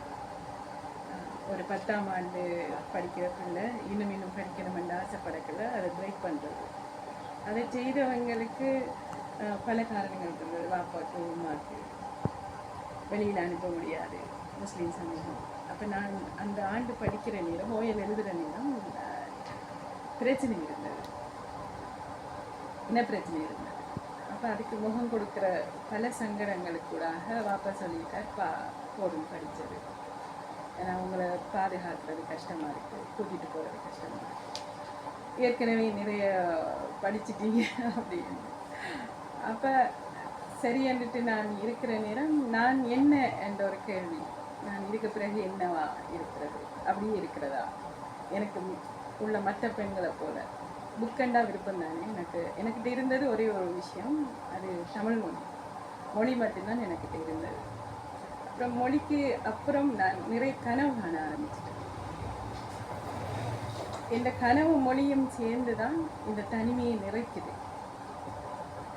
இந்த தனிமையை நிறைக்கிற விஷயங்கள் அதிகமாக நான் என்ன மீறியே கவிதைகள் எழுத ஆரம்பிச்சிட்டேன். அதுவும் வெளிப்படையாக எழுத முடியல. முதல் தொகுப்பு வரும் வரைக்குமே பெரிய அளவுக்கு தெரியாது. எப்பெல்லாம் தெரியுதோ அப்போல்லாம் சண்டை பிடிப்பாங்க, எப்போல்லாம் தெரியுதோ அப்போல்லாம் நான் இந்த பேர்களை மாற்றுவேன். இந்த சொந்த பேரில் என்னால் எழுத முடியாமல் இருந்தது. அப்புறம் நான் முதல் தொகுப்பு என்னுடைய கல்யாணத்துக்கு பிறகு தான் என்னுடைய கணவர் தான் அதை கொண்டு வர. சரி, சும்மா நிறைய காலம் கவிதை எழுதியிருக்கா, அவருக்கு தொகுப்பாக செய்து கொடுப்போம், அவ்வளவுதான். வேற எழுத்தாளராகணும், இலக்கியத்தில் ஒரு இடம் வரணும், அந்த நோக்கம் எனக்கு இருக்குல்ல. பிறகு முதல் தொகுப்பு வந்ததுக்கு உடனே எனக்கு ஒரு பரிசு அதுக்கு கிடைக்குது, சாகித்ய பரிசு. அந்த தொகுப்புக்கு, முதல் தொகுப்புக்கு கவிதைக்கு அந்த பரிசு கிடைக்கிற முதலாவது முஸ்லீம் பெண் நான். அப்போ அந்த அடையாளம் வந்த உடனே வீட்டில் எல்லாருக்கும் ஒரு அடடா, நாம் இந்த பிள்ளையை படிக்க வச்சிருக்கலாமே, ஏதோ பரிசெல்லாம் வாங்குற அளவுக்கு எழுதியிருக்காங்க, தவறு விட்டுட்டோமோ. இப்போ இது ஹஸ்பண்ட் என்ன செய்கிறாருன்னா, உங்களுக்கு என்ன விருப்பம் வந்து கேட்குறாரு, தொடர்ந்து உங்களுக்கு விருப்பமா இல்லை என்ன செய்யலாம். அப்போ நான் சொன்னேன், எனக்கு எழுத விருப்பம். சரி, முந்தி தான் தடையெல்லாம் இருந்தது, இப்போ நான் தானே எல்லாமே. அப்போ நான் எழுத சொல்கிறேன், நீங்கள் எழுதுங்க. அதுக்கு பிறகு எழுதினது தான் எனக்கு இதில் ஒரு முக்கியமான விஷயம் என்னென்னா, நான் அப்படி கவிதை எழுத போகக்குள்ள அந்த கவிதைகளை பார்த்துட்டு தேடி வர வீதம் கூட இருந்தது. நிறைய வித்தியாசமாக சொல்வா, நல்ல மொழி இருக்குது, அப்படி ஒரு அந்த அந்த ஒரு மேலும் சில இடத்து குறிப்புகள் எழுதுகிற விஷயம் எல்லாம் என்னை பிரபலப்படுத்திச்சு தமிழ் மக்களுக்கு, முஸ்லீம் மக்களுக்கு. இந்த பிரச்சனை தொடர்பாக நான் அந்த பிரச்சனைக்கு நியாயம் தேடுற விதமாக நான் எழுத ஆரம்பித்தேன். எனக்கும் சவால்கள் இருந்தது, இதெல்லாம் எழுதக்கூடா, இதெல்லாம் எழுதலாம், அப்படியான விஷயங்கள்லாம் இருந்தது. ஆனால் எனக்கு எது சரியோ அதை நான் செய்துட்ருந்தேன். அந்த நேரம் தான் எனக்கு கவிதை முகம் என்ற ஒரு தொகுப்பு காலச்சோடாக வருது. அந்த தொகுப்பு வரதுக்கு முழுக்க காரணம் கவிஞர் சேரன் அவர்கள். என்னென்னா அவங்க தான் கண்டுபிடிச்சாங்க என்ன இந்த தொகுப்பை இப்படி கொண்டு வரலாம், இந்த மாதிரி ஒரு பதிப்பகத்தில் கொடுக்கலாம். எனக்கு அதெல்லாம் தெரியல மெயினாக. அதுக்கு பிறகு நான் அது தொடர்பாக பேசுகிறதுக்கு இயங்குறதுக்கு நிறைய வழிகள் எனக்கு கிடைச்சிது. இந்தியாவுக்கு பலமுறை போயிருக்கிறேன், கனடா யூனிவர்சிட்டிக்கு இந்த மொழி தொடர்பாக பேசுகிறதுக்காக போயிருக்கிறேன். ஒரு முக்கியமான அவார்டுகள், முக்கியமான விருதுகள் என்று சொல்லத்தக்க நிறைய விருதுகள் நான் எடுத்திருக்கிறேன். அது பெருமைக்காக சொல்லலை, நான் இந்த அடையாளத்தை உங்களுக்கு சொல்லணும்ன்றதுக்காக சொல்கிறேன். அது என்னை மேலும் மேலும் வளர்த்தெடுத்தது என்று சொல்லலாம். என்னுடைய 11ஆம் ஆண்டு நான் சொன்னேனே உங்களுக்கு புத்தகம் எனக்கு கல்வி மறக்கப்பட்டது. அதே ஆண்டு தமிழ் இலக்கிய புத்தகத்தில் என்னுடைய கவிதையை பாட புத்தகத்தில் வச்சுருந்தேன். அன்று நான் முழுமையான ஒரு சந்தோஷத்தை எனக்கு இருந்தது. என்னென்னா நான் படிக்கலை, ஆனால் கவிதையை படிக்கிற பிள்ளைகள் இருக்காங்க, அந்த விதமாக நான் சந்தோஷப்படுறேன். இப்போ அதை தொடர்ந்து நான் பல தொகுப்புகள் போட்டாச்சு. நாட்டுப்புற பாடல்கள் தனியை தொகுத்திருக்கிறேன், பொடுபடுத்தவனை தொகுத்திருக்கிறேன். அதோட என்னுடைய சோபித்துவம், ஆன்மீகம், இந்த விஷயங்களை கலந்து நான் கடைசியாக வந்த தொகுப்புகளில் முயற்சி பண்ணி பார்த்துருக்கிறேன். இன்னும் எழுதணும் என்று ஆசைப்படுறேன். நன்றி.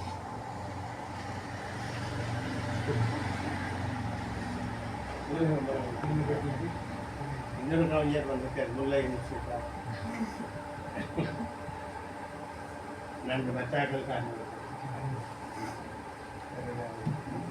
அங்கே 2 தொகுதிகளுக்கு நான் முன்னகளி அறிவு நல்ல கவிஞர்.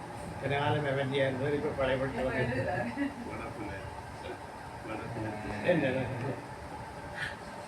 நான் முல்லை முஸ்லிஃபா, முல்லை என்னோட உள்ளத்தை சேர்ந்தவன்.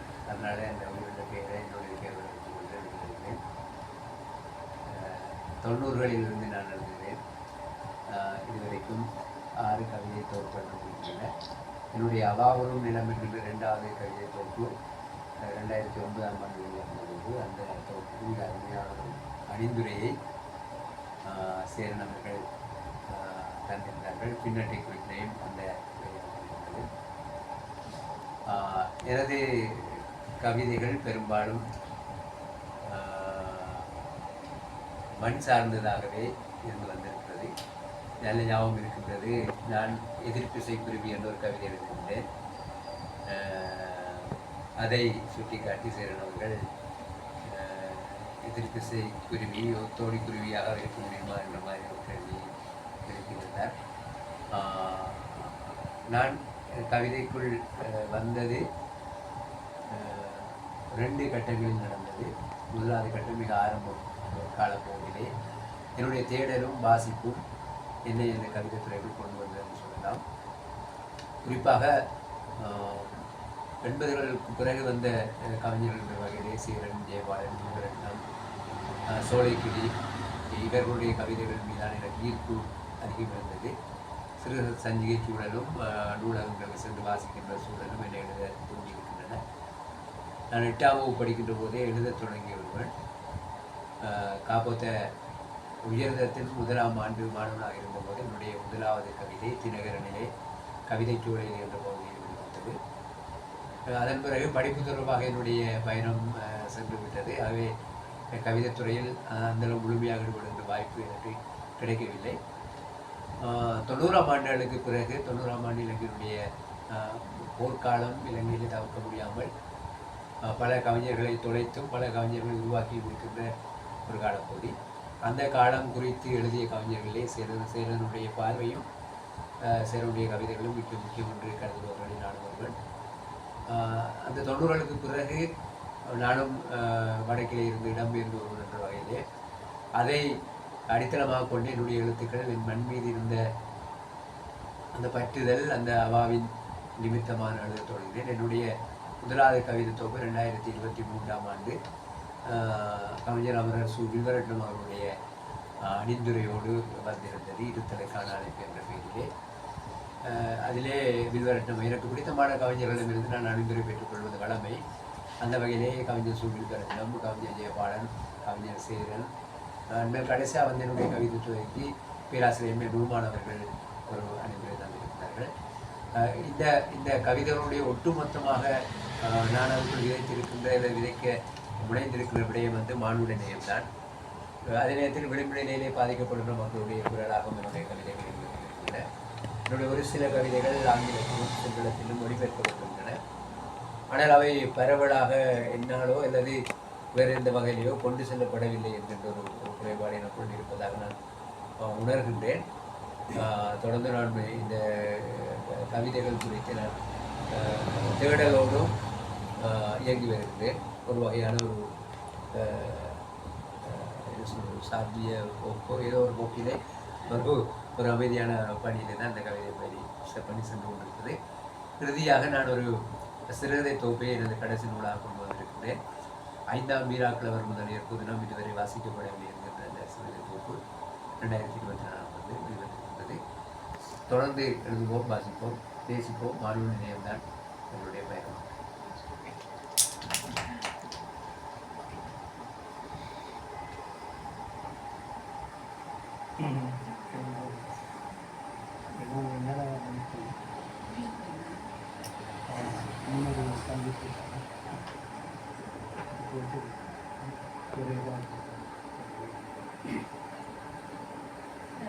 கவிஞர்களின் ஒன்று கூடலை என்றுதான் நான் முதல் பார்த்தது. அதே நேரம் கவிதையின் ஆர்வமும் நிறைந்தவர்களும் பங்காளர்களும் இந்த காத்திரமான நேரத்தை மிகவும் அமைதியான வடிவத்தை கொண்டு நகர்த்திய இக்காலத்திற்கும் கவிஞர் சேரன் அவர்களுக்கும் பங்காளர்களுக்கும் நன்றி கூறி இத்துடன் நமது கலந்துரையாடலை நிறைவு செய்வோம் என்று பணிவுடன் வேண்டிக்கொள்கிறேன். நன்றி.